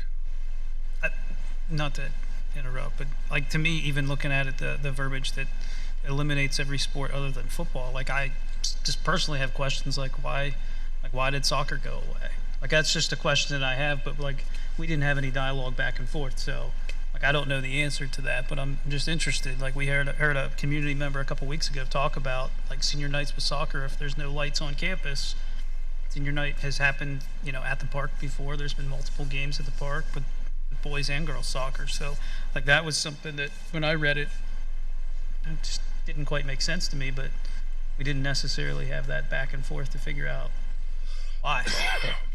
Was that from our end, Sarah? So when we first met, we were looking at the bare minimum of what we needed for a contract in November. So at that meeting, we had requested what it would look like for football. But then we said also potentially of soccer too. But the main focus was we needed a backup plan for football if parking and the lights weren't completed. Well, I will make the proposal when this comes up in our meeting to, table and try to have a meeting with Parks and Rec. We still have another board meeting before, this arbitrary deadline, if we have to. So. So I just got two things. I would still like to see proof that we can accommodate all of our students, middle school and high school, all practices, games, and events. I know there's some mock drafts with writing and stuff, but I need to be proven to that we can accommodate all students, and that helps me it makes this decision a lot easier. And then secondly, like we're still hoping to get lights up. If we don't, what's the cost going to be if we have to play away games versus paying the extra for having these guaranteed home games? So I'd like to see comparisons there and just see what makes the most sense. So I would ask for the scheduling that you trust that I can get all of the teams on there. I did this at my previous district, one turf field, same amount of teams, and every team had their games on the turf field. Again, the varsity sports would take the priority over the middle school sports. So the scheduling of those, there may be some for middle school only that would be on their grass fields, but that's any school district that has one turf field or even some that have multiple turf fields. For practices, again, we would be fitting them in during the actual season when we wouldn't have like a game that's at home, or we could push it back later if we had the lights. The majority of the practices, when you don't have lights, occur during your summer, the beginning of fall, before all of your contests go full force, and towards the end of the season when teams start to wind down. Again, that's just without lights, you're very limited on the times, especially as you go later in the fall and you lose daylight on when you can schedule. But I assure you that every varsity sport and the 3 levels of football would have their games on this field if we had lights, because I've done it before in my previous district and I would make sure that it happened again. Thank you. I mean, it's going to be turning and burning, though, right? I mean, Correct. And that's another thing for scheduling. Like I always like to be a season ahead, and right now we're a little behind because we're trying to figure out if they're going to Memorial Park or here. So I don't want to say the sooner the better, but leading into now, end of April, beginning of May, I want to make sure that I get schedules out to our opponents in plenty of time to show them any changes that are taking place. And will there be opportunities for the middle school sports on this field as well? Yes, so middle school would be placed in. I know for spring too with soccer. The other week it would have been great last week to have them on the turf instead of having to reschedule middle school soccer games back here on the grass because of the rain and the mud. In those situations when we would have practices, we would slide in middle school games so we wouldn't have to reschedule. Okay. Any other questions for Sarah? Any other discussion on this topic? So running down to next up is the. Thank you, Sarah. Thank you, sir. High school basketball systems. This was an item that was covered in facilities. Basically you can see the attachment there. It's a fairly significant cost. We do have a main gym that has 2 baskets in it, correct? Yeah. Which is kind of atypical, and I think is a struggle for just implementing a effective practice. So that's on for discussion. Are there questions about that? It's just basically making it so lots more teams could potentially practice in that same space. It keeps us from being the last school district our size to have two baskets. Yeah. Okay.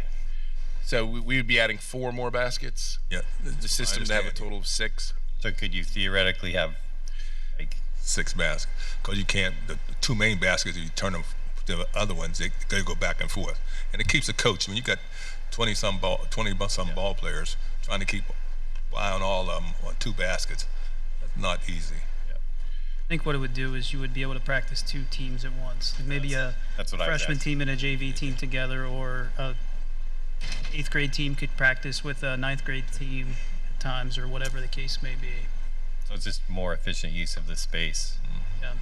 I think this is something that I mean, not really since I've been on the board, but for years and years and years, like if you walk into the gym and look at the design of it, like it really makes no sense as to why there's not courts, like side courts going across the main court. Like it makes no sense because you can't play 2 games or do drills anywhere outside of the 2 main baskets.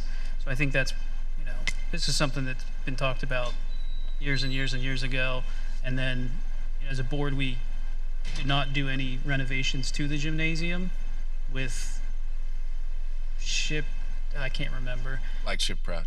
Whatever it was, like the gym stuff kind of was let go. There's a lot of cost into it, potential addition of seats and all that other stuff, but I think this is just something small that came from that.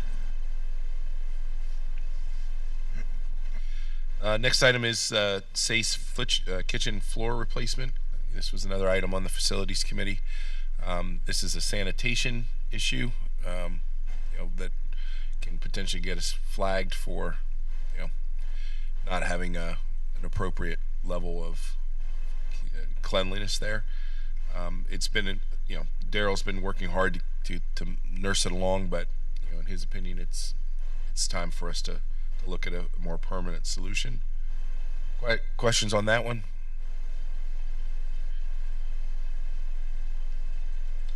Access control system change order for the middle school, high school project.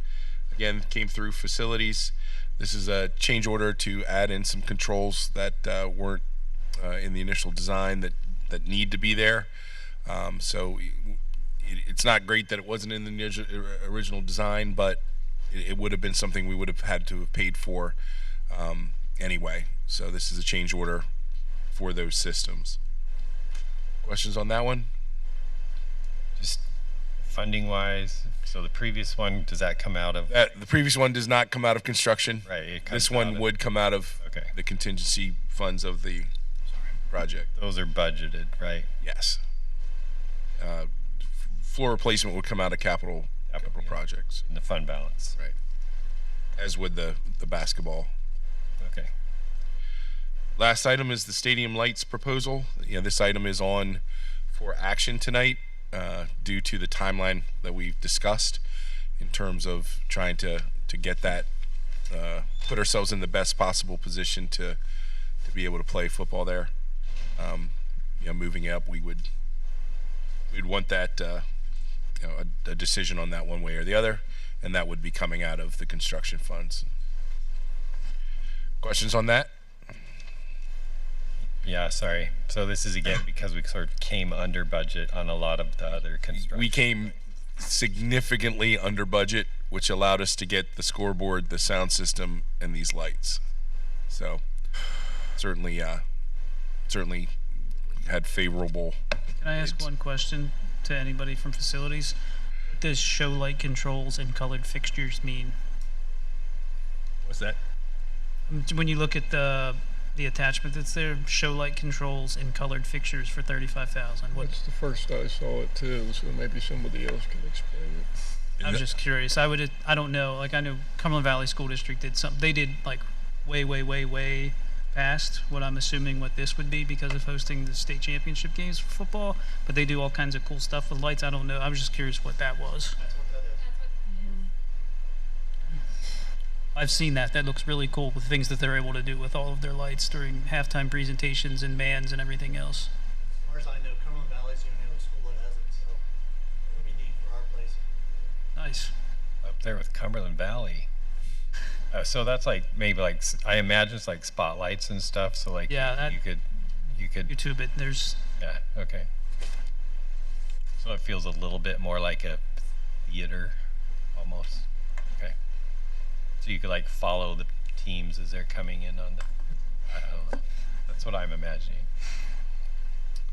Anything else? All right. Thank you.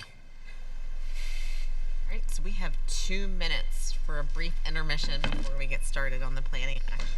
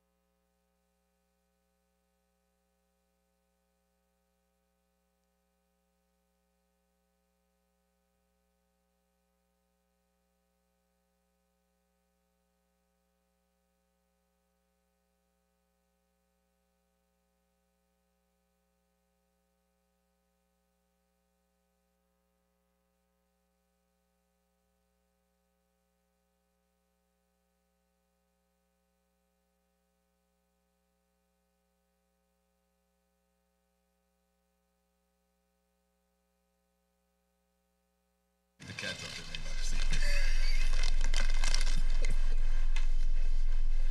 The Scooby snacks were a hit. I know. I think I was Aaron? crunching on them on the mic. Shippensburg have that out at Tiger Stadium, that fancy lighting. Don't you think? I don't know. Yeah. Doubt it. Yeah. They just spent money and put the same scores, not the same, but a smaller version. Similar to what we got. Oh, did they really? Wait.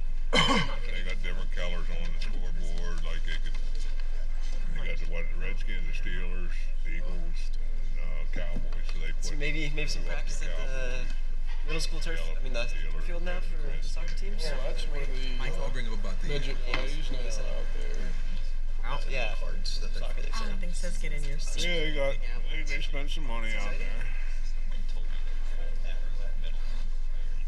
Designs that the kids made. What are they gonna use that for in spring? That was some of the things I seen. Okay, good. I didn't like. No, baseball, track. Track doesn't even. Yeah, they don't even use it.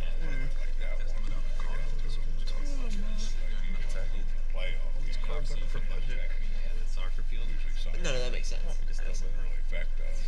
I mean, that's only a track's only on Tuesdays and Thursdays. Thank you. Middle school soccer games Monday, Wednesday. Before we could even say yes. We get some turf time. Anybody can figure it out. Sarah can figure it out. ADs, it's their job. She's very organized. Spotlight system sounds pretty cool. Like flashes. Yeah. I'm sure that'd be fun. It's like, like before an NBA game starts. Yeah. And they like play the music. Exactly. And then they like turn off all the lights, and then there's like spotlights. That's what I'm imagining. I don't know if that's true. Hello and welcome back to the Shippensburg Area School District Committee of the Whole. Roll call, please. Mr. Jim Bard, Here. Mr. Mike Carey, Here. Mr. Levi Kressler, Here. Dr. Nathan Goetz, Here. Dr. Michael Lyman, Here. Mr. Kirk Noggle, Mr. Fred Scott, Here. Mr. Darren Donovan, Here. Mrs. Steph Eberly, Here. Mr. Leo Blanc. Here. Please join me in the Pledge of Allegiance. Pledge allegiance to the flag of the United States of America and to the republic for which it stands, one nation, under God, indivisible, with liberty and justice for all. Lost my key there. As we begin our deliberations this evening, let us once again be reminded of our duty to represent all of the children of this school community, regardless of age, sex, race, or creed, and regardless of need or ability. This meeting is being live streamed and uploaded to the district's YouTube channel. May we now have a moment of silence to reflect on our thoughts, plans, and actions on behalf of the students in the Shippensburg Area School District.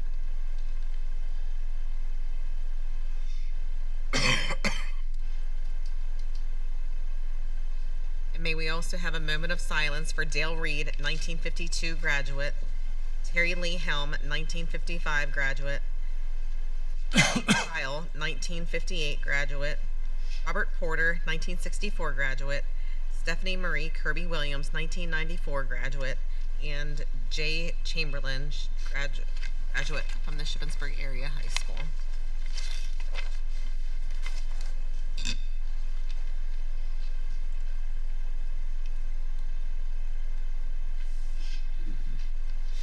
Mr. August, are there any changes to the agenda?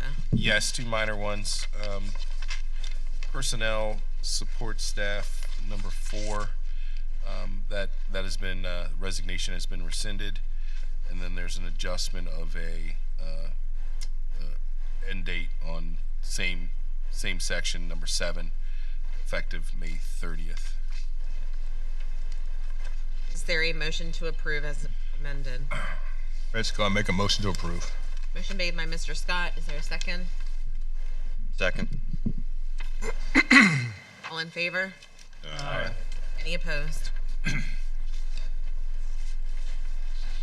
Citizens' comments. Please identify yourself by name and borough or township and indicate which agenda item you are speaking about. So this time is designated for the district's residents and taxpayers to comment on the items listed for action or deliberation on tonight's agenda. All individuals wishing to comment this evening must have completed the document designated for request to comment and submit. I do see that there are 3.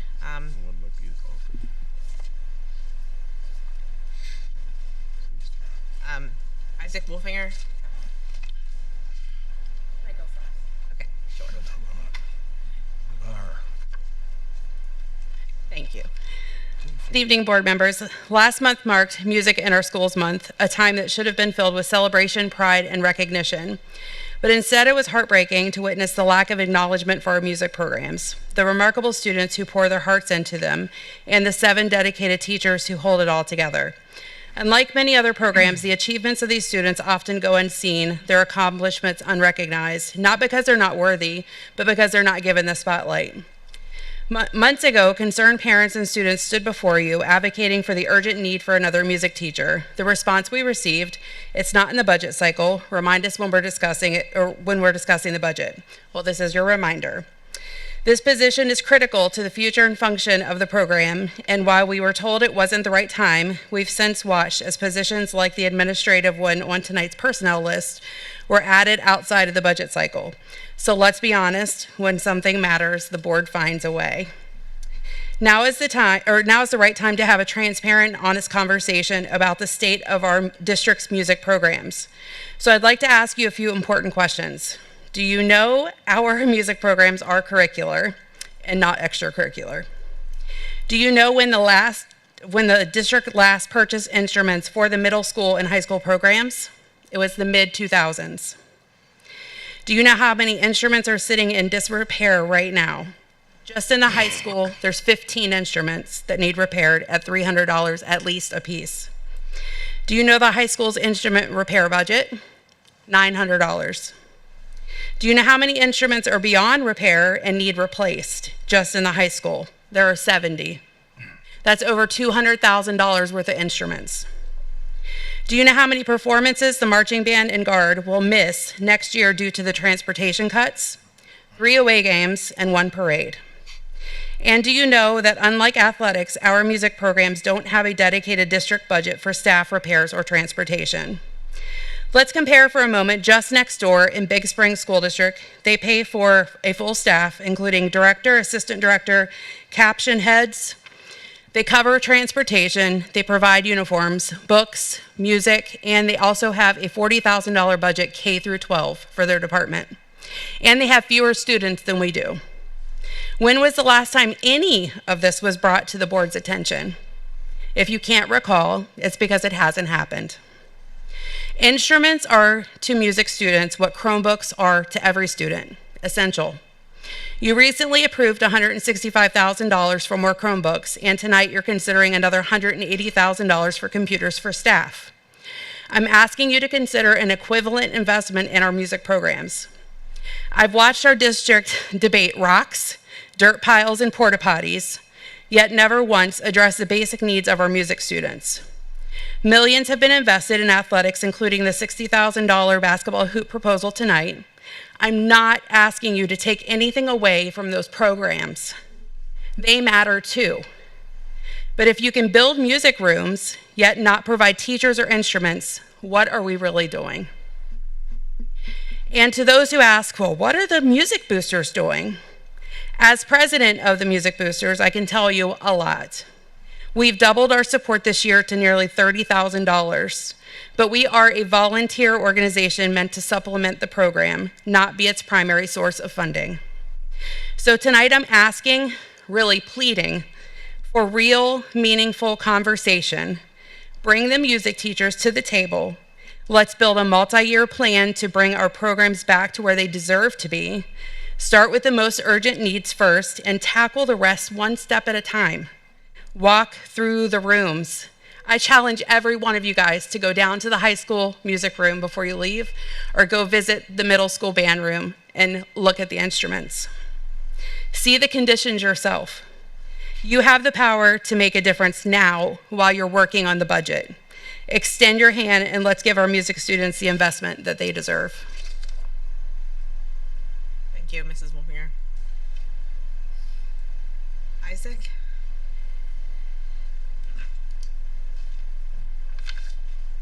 Good evening. Isaac Wolfinger, Southampton Township. This morning in band, we had a meaningful conversation about what a legacy is. We were asked what we wanted our legacy to be. My response was to help everyone, to listen to everyone, but also to have my opinions voiced. This question made me pause, and it provoked me to come here tonight to share my thoughts. I have participated in the music program since the 5th grade and am graduating in 36 days, give or take days off. Though I have enjoyed my experience as a music student, I'm graduating from the high school with fears about our programs and what it might look for the future students to come. The music teachers I have been with throughout my time have really left an impact on me. They've taught me many valuable lessons, one of which that I really am proud of. This is to have the determination and the perseverance to see your future. So many times I've wanted to quit. But I knew deep down that if I quit, many, I mean a lot of people, would go after me. But also, I'd be getting rid of part of myself. Countless hours every day I've spent practicing, and I've done nothing but improve not only myself, but I've also tried to lead others on the importance of putting in work and effort to accomplish goals. They have made me proud of my achievements and my endless hours spent helping the program. Now, I've been told that next year's students might not have the same opportunity that I did to attend all of the away games and some parades. As somebody who tends to be pretty shy, being a part of those experiences on the field helped me to feel like I was part of something bigger. They pushed me out of my comfort zone and gave me lifelong friendships. Please find a way to not take that experience away from high school students. It's not just us that it impacts, but it also is to help support the full picture of student engagement with football, cheer, and us, all sharing the Greyhound spirit together. On to another point. What happened to the attention and respect that our program used to receive? All of this funding for other things, your piles of rocks and dirt, your basketball hoop, money going everywhere, but not to one of the biggest, most respected parts of our district, the music programs. I have spent now countless hours cleaning up some of the older instruments, the ones that nobody would use due to their gross appearance. But our program has roughly 70 plus broken instruments that are damaged beyond repair and that we cannot salvage. Who's going to pay for replacements? The band boosters are not going to be capable of providing the funds necessary to buy that many instruments for the next group of kids. But at the end of the day, this lack of attention and funding going to our talented musical program just saddens me. Do you want the legacy of our music program to be one of disrepair, or do you want it to be one of Greyhound pride? Thank you. Yeah. This one was say it. All right. Student reports, Mr. Blunt. Hey, good evening, everyone. I'm here tonight. I wasn't here last night. In case you missed me, it's okay. So, news in the high school. It was Multicultural Week at Sashes 2 weeks ago. During the weekdays, in the morning, students spoke over the announcements in various different languages. Over lunch each day, different foods were served according to the culture being celebrated that day. To cap the week off, a multicultural variety show was held for the student body. The show consisted of traditional singing and dancing per culture being celebrated. Big shout out to all those students who participated in the event. And as the same thing was happening that day, a group of Sashes French and Spanish students participated in a high school language competition at Shippensburg University for the day. They played Jeopardy, performed skits, sang karaoke, and presented on various political topics all in their target language. For Student Council, the Red Cross will be hosting a community blood drive, and that will be occurring on April 23rd. This is open to the community, and I know many slots are still available, so that'd be awesome if some people could show up. Minithon will be hosting a Bunny Hop 5K fundraiser on April 19th at Shippensburg Township Park. I would appreciate anyone who showed up. And they also hosted their student versus teacher dodgeball game, in which the teachers ended up dominating it, actually. And now on to the middle school. Student Council hosted Penny Wars from March 10th through the 20th. Homerooms competed against the other homerooms on their teams to raise money for Sash's Minithon. Teachers also competed against each other as well. Sam's raised $900 in donations. Following students also participated in the IU13 Reading Olympics and placed 5th out of 15 middle schools teams, earning them a blue ribbon. I'm really sorry if I botched some of these names up, but Julie Bush, Anna Jones, Ella Reed, Dora Zook, Amelia Taylor, Linnell Bush, Evie Jones, and Kara Buck all were there. In addition to the Olympics, team members Anna Jones also won the American History Essay Contest from the Franklin County DAR chapter, and team member Linnell Bush won a silver key in the 2025 Writing Scholastic Awards. And Annie Jones's short story was chosen as a first place winner in the Hershey Stories History Contest for young writers. Congratulations. Both students will be recognized at upcoming ceremonies, Linnell at SU and Annie at the Hershey Lodge.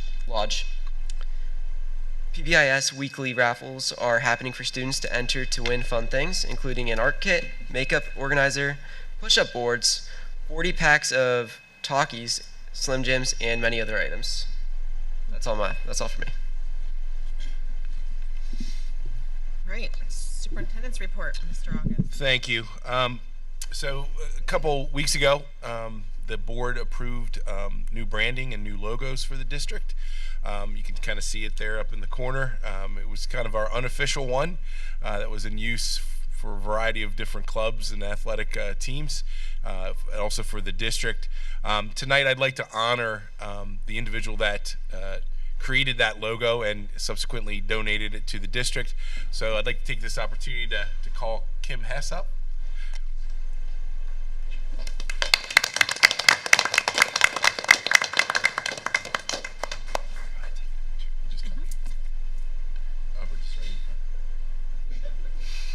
So Kim, on behalf of the district, we would like to thank you for your creativity and your generosity in donating this logo to the school. And we appreciate it very much. Thank you very much.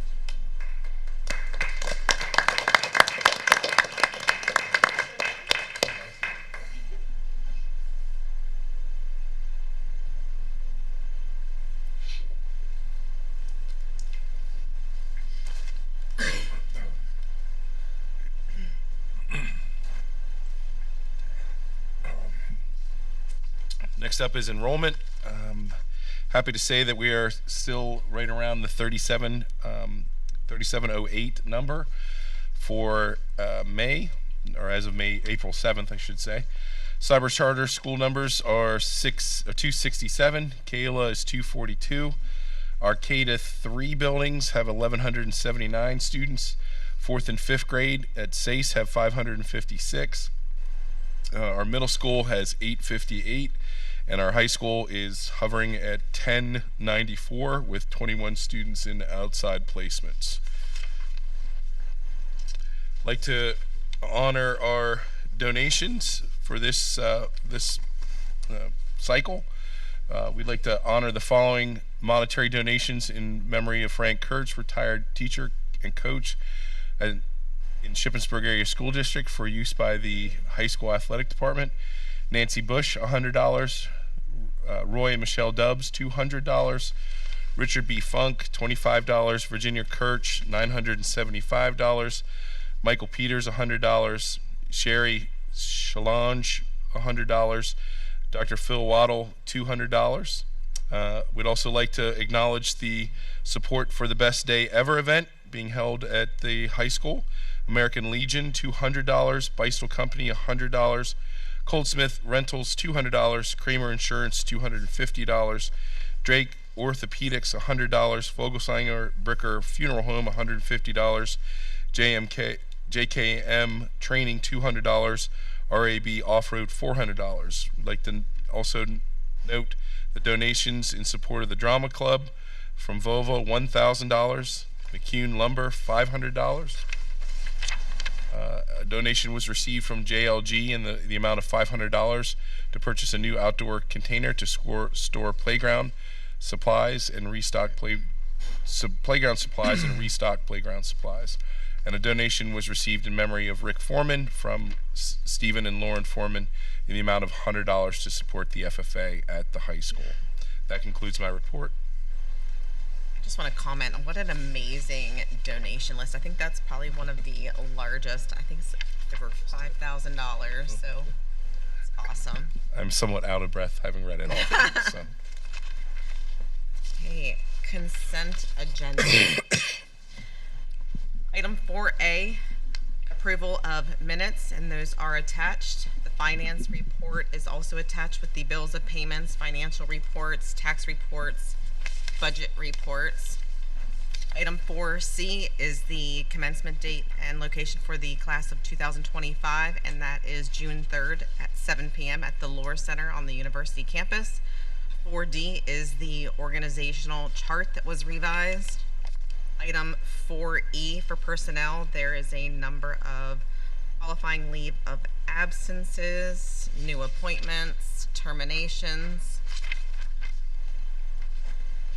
and resignations. Is there a motion to approve items 4A through 4E? So moved. Motion made by Mr. Donovan, second. Second. Second, discussion. All in favor? Aye. Any opposed? Item 4F, administration recommends approval of the following resignations. Curtis Litton, Director of Operations and Maintenance at the Shippensburg Area Shippensburg Area School District, effective retroactive April 11th, 2025. and Deborah Luffy, principal at the Shippensburg Area High School, effective June 30th, 2025. Administration recommends approval of the following new appointment: Chelsea Sanders, Assistant Business Administrator at the Shippensburg Area School District at an annual salary of $79,000, effective April 28th. Is there a motion to approve item 4F? So moved. Motion by Mr. Donovan, second. Second. Second by Mr. Carey. Discussion? Just like to thank Mrs. Luffy for many years of service. She will be greatly missed. We rare that you find such a dedicated and passionate principal, so she will be missed. Will we be doing any? We've advertised. We're gathering candidates at this point. Will we have a party for her or something? The best compliment I've ever heard for Miss Luffy was from my own daughter that said she's a girl boss. For sure. All in favor? Aye. Any opposed? Nay.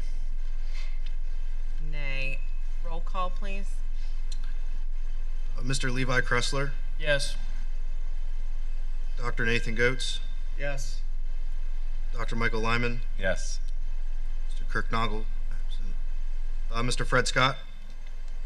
I have a question. The person that we hired, does she have the same credentials as the one that Mr. Day, or she got different credentials? Very similar. She doesn't have a CPA license, I'd say is the only difference, but she has more years of experience in school business than what Eric Day had. Then I'm a nay. I'm sorry, Freddie, what did you I'm say? a no. Mr. Jim Bard, No. Mr. Mike Carey, Yes.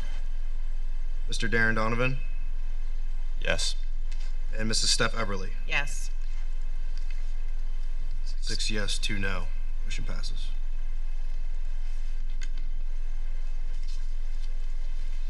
Action agenda 5A, Mystery Science. Administration recommends approval of the Mystery Science as a curricular resource to support K through 5 science curriculum, and that cost is $5,395 annually and will be paid out of the technology budget. Is there a motion to approve item 5A? So moved. Motion made by Dr. Lyman, second. Second.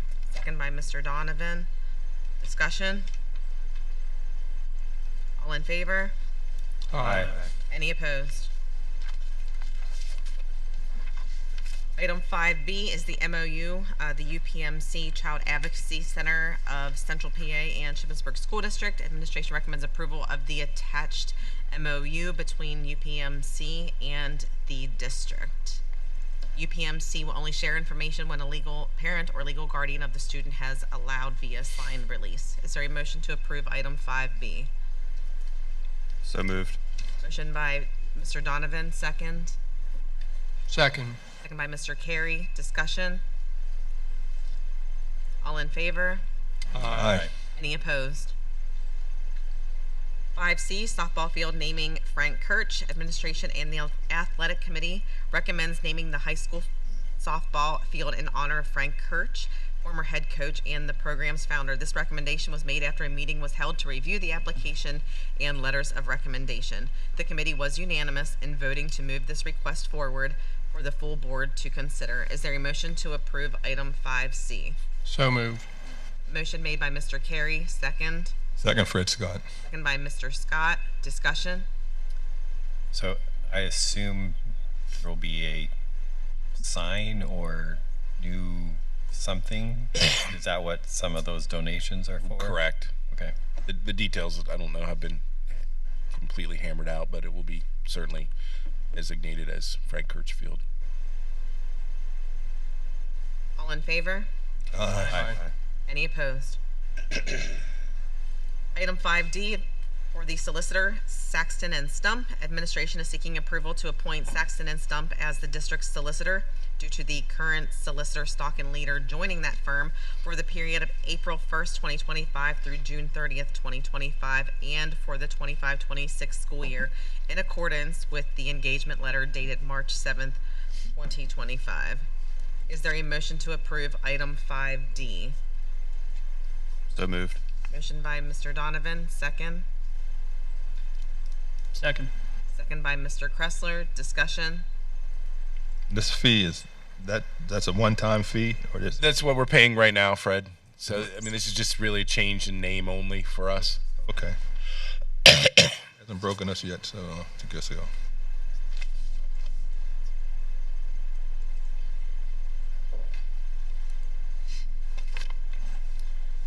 5. We have to vote on this. All in favor? Aye.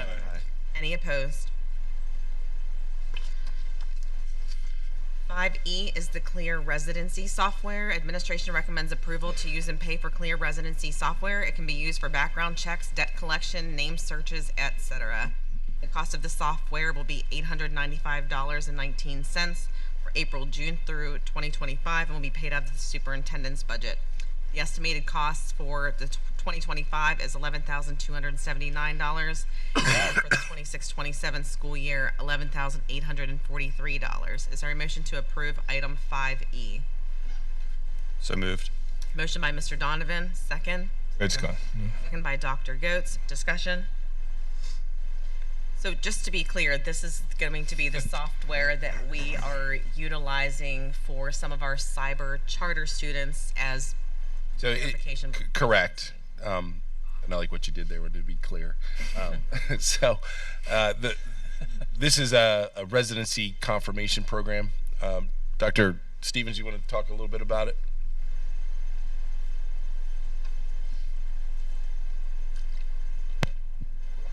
Yeah, this gives us access to a database, so we can verify somebody's actually living there. Like they might have proof of residency for us, but we might see, well, they also have a house someplace else. And for the cyber school kids, we get the information when they move in. We have no way of knowing if they move out. Where this will allow us to do, routine checks of all the outside cyber students, to verify they still live in our district. So if we find one student that, shouldn't be on our rolls, that's in a cyber out, it actually pays for itself and we get some additional fundage back. Which I think some neighboring districts have found some of that already. So Yeah, it's not, I don't want to speak too much out of turn, but sometimes if you're in a program and you move, you just stay in the program and that can get lost in the shuffle. So it's really about making sure that the folks who are in the district are the ones that we're paying for. We experienced that already, haven't you? It occasionally comes up. Yes, we have. It can be difficult to prove as well because they're not. Communication is sometimes a challenge. How often will you run this report? Well, you have to, pull in this people. From what I saw, a lot of them recommend doing it at the beginning of the year and midway through the year. And this would apply to any student who's moved Correct. out, right? Right. And maybe moved to Carlisle, but grandma brings them here every day or something like that. Conceivably, yes. Okay. Any additional discussion?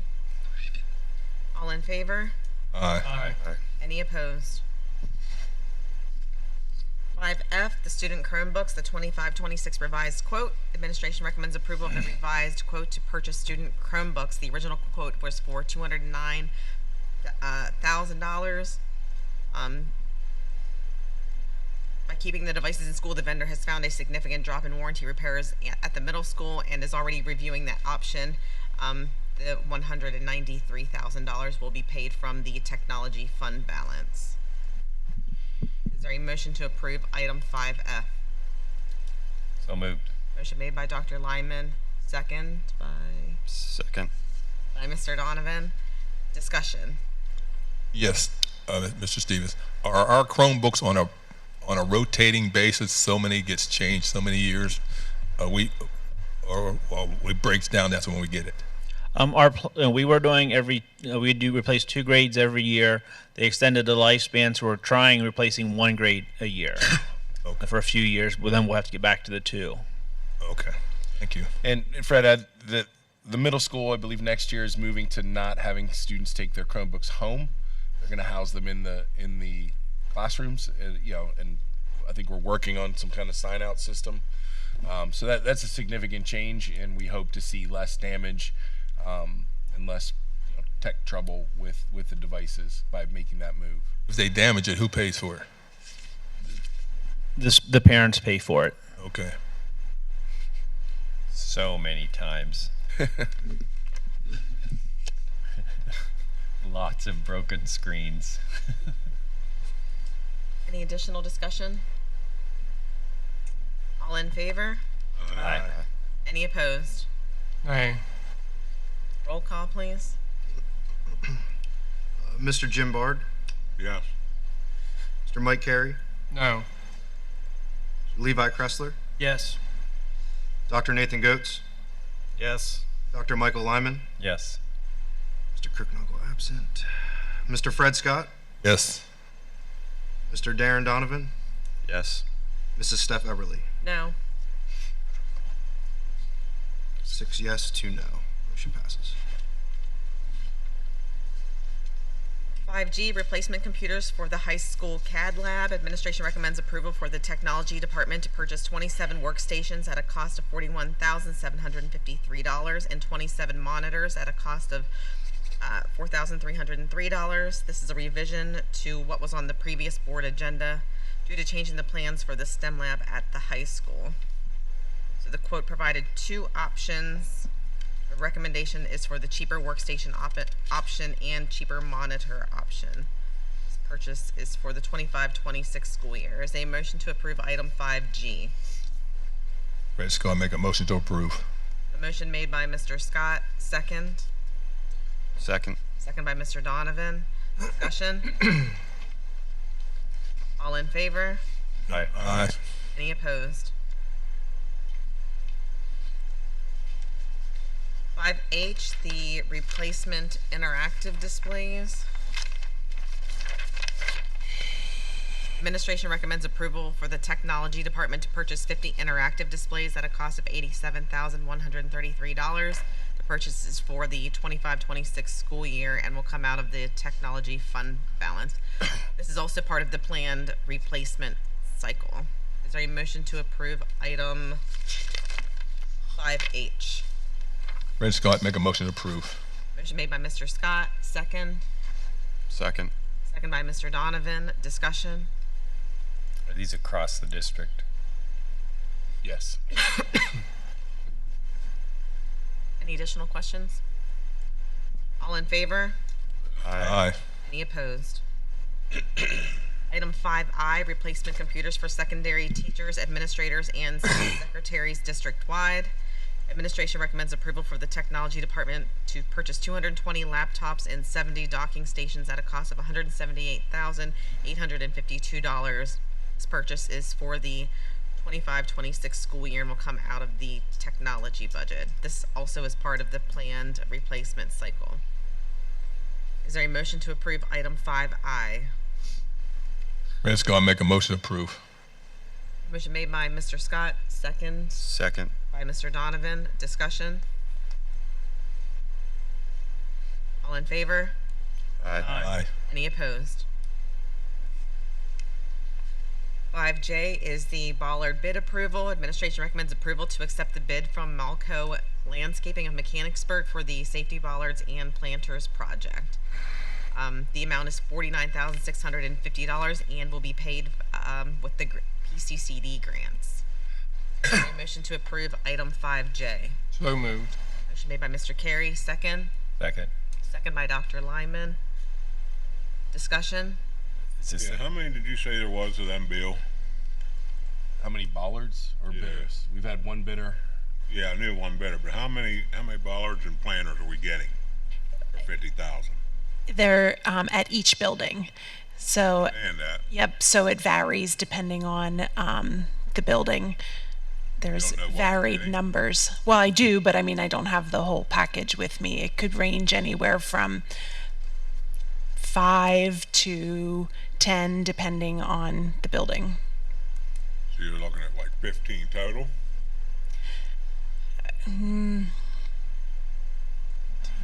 How many buildings we doing? All of them except for the intermediate school and Lours. So the middle school, high school, but like the high school is very wide, so there's a lot more that are there at the high school entrance because it has to be barricaded the whole. So this proposal is to put bollards in place In in every conjunction building. with the safety plan. Yes, it was a level 1 recommendation from our RVAT assessment that was completed by the state police in 2021. Jim, we can get you, try to get you a total number. That's including planters too. Yes, yeah, so they're like massive planters that would be placed in front of the buildings to make it just looks a little prettier than having, you know, the column bollards at the entryways. So, Mr. Barr, we're seeing 4 safety planters at the high school, 4 steel posts buried, 4 masonry planters at the middle school, 2 powder-coated ones at James Byrd, 3 masonry planters, and 2 black-coated steel ones at Nancy Grayson. So, looks like it's 12, 14, 19 is the number I'm reading there. And if you remember, this is that we went out for bid twice and we got 1 bid. It is within the amount that is budgeted through the PCCD grant as well.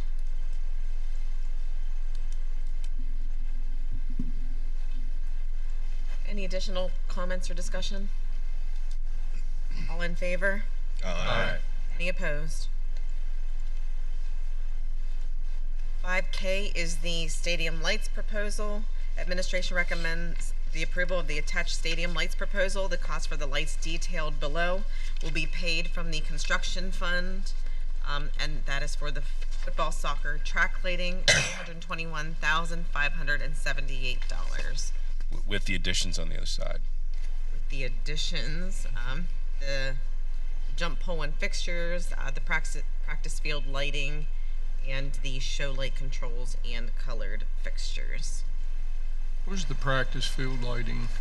I think it's to allow evening, so the lights you can practice on the other side of the stadium.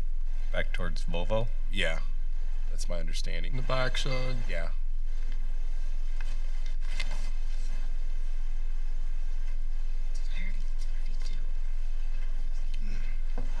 Is there a motion to approve item 5K? Fresco. Greedy. So motion by Mr. Gary, second by Mr. Scott. Discussion. All for this, but can someone just kind of give a rundown as to like how we got here tonight? If that makes sense. Like this has been a lingering thing in the community. Sure. So just to give a little background. So we obtained this quote some time ago. It expires at the end of April. We wanted to get a sense of how much lights would cost, or at least in that window of time, as we continued to work through the parking and approval process with the borough. We made some headway in that recently, and so in discussions with the borough in some of those meetings, they are approving or seem open to approving the parking plan that we have, and suggested that we might be able to order the lights and do the electrical work, but not complete the lights until we have final approval from them. So given where we are with tariffs, given where we are with economic instability, and the fact that this quote came back fairly agreeable, the thought was to get moving on securing those lights. There is some lead time also to get them here, so we want to make sure that we're getting as close to the start of school as possible. And so this move allows us to do that at a price that is high, no doubt, but nevertheless maybe not as high as what it could be. Yeah, I remember, initially us seeing like $800,000 to $1 million on these.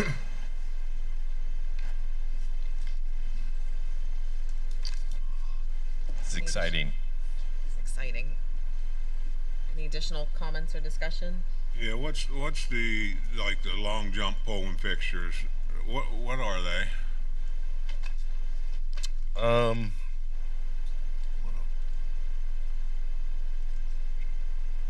just never seen anybody use a pole in the long jump. I think it's lighting for that area, Mr. Bard. So it's like, I mean, long jump and pole vault. Yeah, I believe. So this is like a light to light up the long jump ramp? That's what I'm imagining, is that the area back where those The pit area. will take. Right. So I mean, big lights go on the field. That's what we're buying. These are lights that would light up other areas Back inside the stadium. Is that something that can be added later, or does it need to be done when we do the lights, so like the regular lights? Well, I mean, I think you can always add later, Ms. Bard, but I think it probably would be more expensive to do Let's so. get it done. Just get it over with. Sarah, did you want to?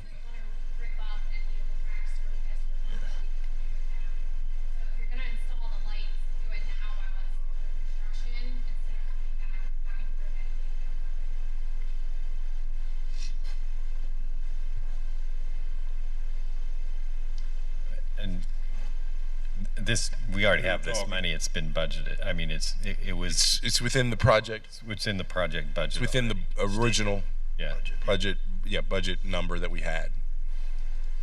We were talking earlier about needing something to cover the jump pits.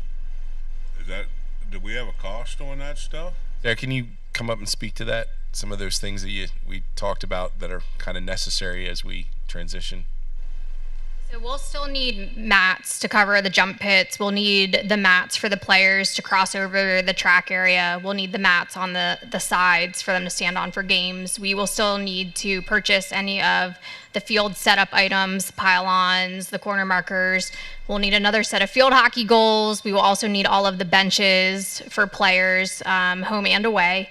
And then just your basic necessities like trash cans and things like that. You got a cost on that yet, or no? So I have not put out a cost yet. That's also checking with K&W. I know ECI was, because most of the construction projects, they provide certain mats and things like that. They provided a set of soccer goals. We were also wondering if they were going to provide the field hockey goals. So that's kind of the back and forth with K&W and ECI. Okay, well, that has nothing to do with lights. That's another day discussion. Okay. Thank you, sir. Any other comments? All in favor? Aye. Any opposed? Item 5L, the Memorial Park lease agreement for the 25-26 year, attaches the proposed lease agreement for use of Memorial Park for the 25-26 school year. There is a May 1st deadline for this proposal. Is there a motion to approve item 5L? So moved. Motion made by Mr. Donovan, second.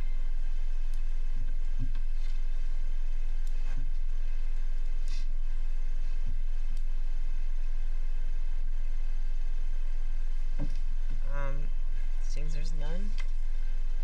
Motion dies.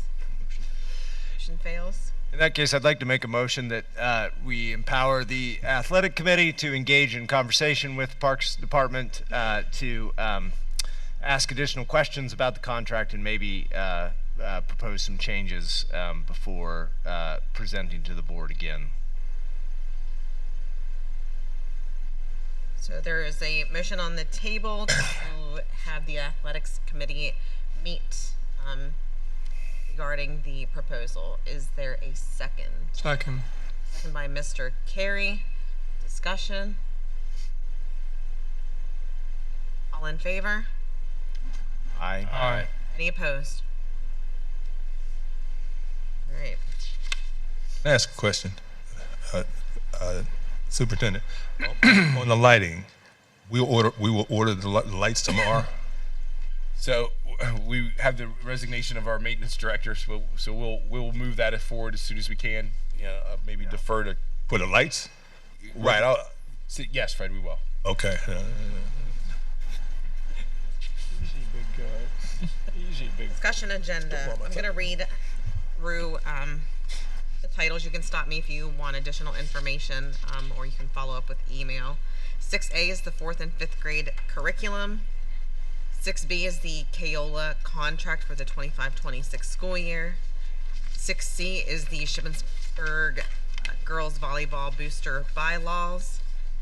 6D is DJ Energy Contract. 6E is the Strauss Entertainment Contract for Field Day. 6F is the Shippensburg Area Senior High School trip to Quebec, Canada. 6G is the temporary grant-funded social worker job description. 6H is the appointment of school physician. 6I is the proposed general fund budget. 6K is the new phone system. 6K is the replacement of the Nancy Grayson fire alarm panel and sensors. And 6L is the Nexus agreement, which you all saw the presentation at the committee of the whole last time we met. Any questions or clarification on any of those? The new phone system, what is that? Do we, the landline? So I can speak a little bit to it, and then maybe Dr. Stevens can. So we get our phone service through the IU. We were already in need of an upgrade of, having to upgrade phones. I would say that our service with them has been unreliable, meaning that when you transfer calls, we hear frequent complaints that transferring a call causes it to hang up. We've had issues with calls going to voicemail but not notifying the person that got the voicemail, which can make it seem like you're not responding. So there are numerous issues with the IU package. So this is in terms of investing money in new phones with a system that we're not happy with. Dr. Stevens did some work on trying to find a better, more reliable vendor. I don't know if there's anything you want to add, Dr. Stevens. This would also give us control, so somebody moves a room and we need to change a number. My staff can make those changes instead of sending them off to the IU and waiting for a few days for them to make the change. And although it hasn't happened recently, there have been days where our phones have gone down, which is problematic during the school day. So this is really kind of a reaction to all those things, and at a decision point to reinvest with the IU or not. Okay. We still have an annual fee that we pay now for our service. Yes, right now we pay $16,406. Thank you. They are upgrading, and for us to stay with them for next year, we have to come up with buy $15,660 worth of new telephones.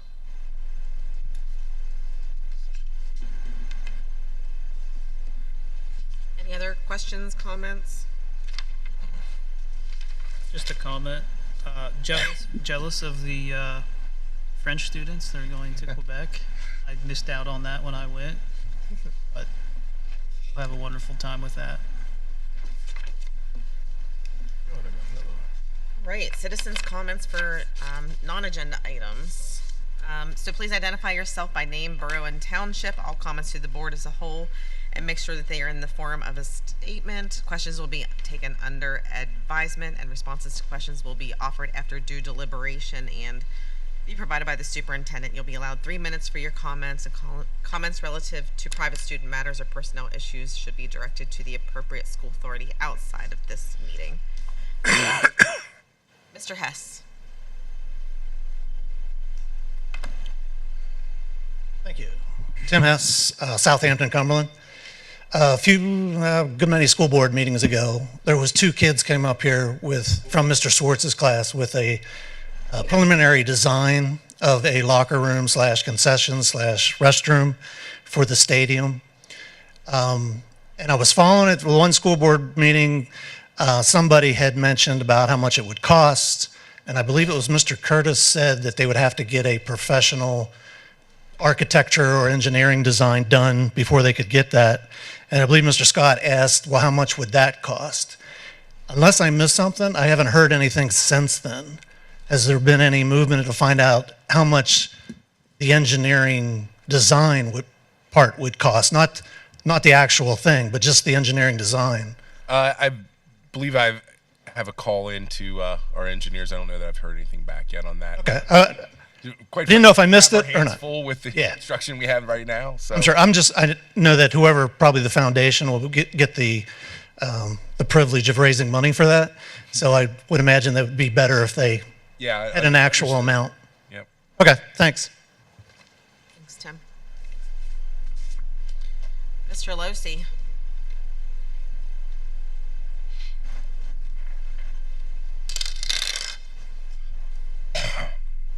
Thank you. Drew Alosi, parent, taxpayer, 2 kids in the district, live in Southampton, Cumberland County. Thank you for the opportunity to come and speak. The item I was going to speak about is what was tabled, and I do want to explain my appreciation for that, because I think there's probably some dialogue that can happen, and I believe the district will benefit from having that dialogue with the Park and Rec. I know Josh does a fine job. He works hard. But I think some details and some pointed questions would help identify some of the questions regarding the details of that contract. Specifically would be about why it is that girls soccer and boys soccer and field hockey were excluded from the use of the Veterans Stadium. So ask those questions, please get an answer, but I also would suspect that sometimes when there's a negotiation, there's a follow-up to get documentation of the conversation. It's something that is main practice in those kind of venues. So I would ask to see maybe there's a... Mr. Lewis, can you speak more? Maybe there's correspondence between the administration of the district and Park and Rec to say, hey, is this really what you're talking about? Secondly, sorry about that. When I think about Memorial Park, I think about somebody who used to sit in one of these chairs. And I think the thing that comes to mind was versatility, flexibility, and that's something that exists right now because of having an agreement with the park, having that ability to schedule in a wide range of venues and facilities, not just turf, but the field out there has value. I think I remember hearing football players come here 2 years ago and talk about it is the heart of the community. I think that's might be what you're up against. Adding to that, in 2023, I was really curious about how it is one field would work for the school district for all the sports that are involved or are taking place in the district. What I got was an answer, or I got a document that's in an Excel spreadsheet that was sent by the athletic director that clearly spells out what a season would look like, what the practice schedule looks like. I just forwarded that to you, so you have it in your possession and you can reference that. And that'll show a lot of different things, but it will not show middle school sports on the turf field. Beyond middle school football, there is not middle school sports on the turf field. And I think back when this project started, the descriptions that I was hearing here and out in public was this facility was being built for all.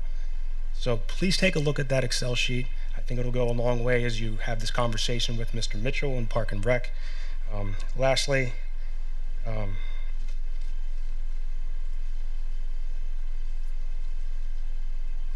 I think it's about working together, whatever the organization is, about having the conversations with our community partners and hearing what's going on, having the conversation about what we can do to better the lives of the students that we all serve, that we all work for. So that's basically it. Please take a look at the Excel spreadsheet, and if you have any questions, I think many of you have my phone, so please feel free to call.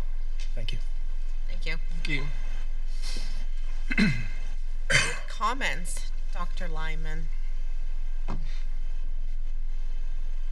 It's been like a 3-hour meeting. I don't think I have anything else left to say. Mr. Scott. For what? Oh, aboard, our turn? Nothing. Stadium's passed, lights passed. I don't even got nothing. Terry. As always, love the presentation from the kids, and give an open apology for stealing Fred's thunder for the approval on the lights. Mr. Kressler. Yeah, first of all, the presentation at not the beginning, budget was boring. We started boring, and then we got really exciting with that presentation from the students. Like that, I say it all the time, that's the stuff that blows my mind that kids in our community are able to do. Simply amazing. I wish them the best of luck. I would love to get an update after they go. Hopefully, also come up with their money so they can find a drone to be able to hold that thing. I do have one question before I start. The dirt pile area over there at the stadium out here. Is that like all cleared that we're able to have track, like full access of? I know the track itself, we haven't had the warm weather yet, but like kids that are jumping, that area I think is over in there. Not yet. According, No? Sarah, can you address it?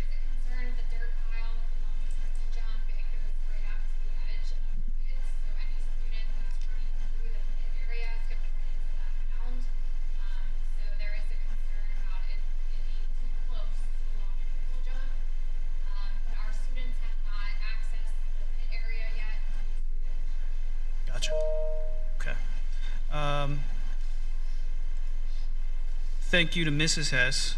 I know she just was presented an award, but if you think back to that 3D looking thing that our district used on the website, like I don't even know how to describe it. Terrible looking thing.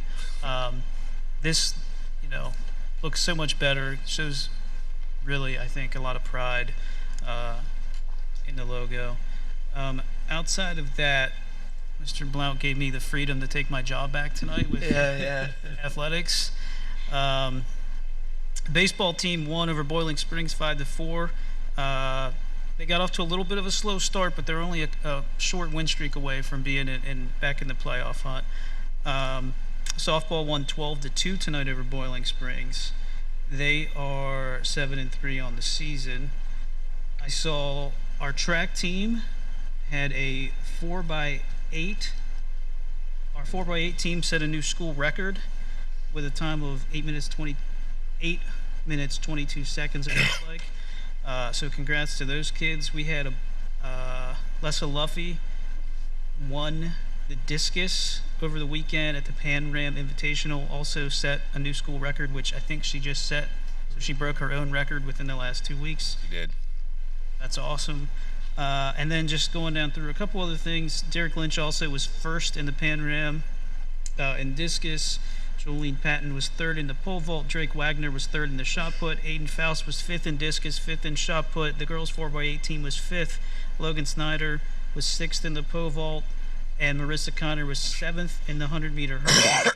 Overall, it sounds like our track kids did a tremendous job there at that big invitational. And the last thing I have, and I saw this one on social media, it ties it maybe to some budget stuff.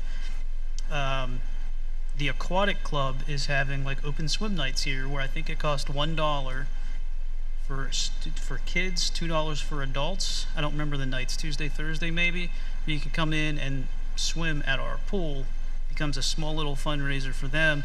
I don't know what the attendance has been for that, but I know that there has been an initiative or a drive from some to, instill aquatic and swim lessons for our kids. I think that right there is a great opportunity for our community to access the pool, for parents to have access to that. So I encourage everyone to check that out. That is all I have. Mr. Bard. Nothing tonight. Dr. Goetz. Yeah, I'm going to try to say something without being too long and unintelligible. But I was struck, Dr. Lyman earlier during the conversation about the budget made me think a little bit when we were looking at the staffing proposals and saying, hey, like, here's an opportunity to kind of get ahead and to be able to do some cool things and whatever. And I was thinking about that, and I really agree with that in spirit and appreciate that perspective. I mean, we often ask folks to do more with less, but I would rather ask people to do more with more. And, honestly, I don't think it's any secret that I don't think there's any better investment of public dollars than in public education. But sometimes public education becomes so entrenched in, like, becomes so programmatic and so systematized. And I don't know that serves our kids well, serves our communities well, or frankly serves our employees very well. And I say it periodically, and I'll just say it again, to administration and to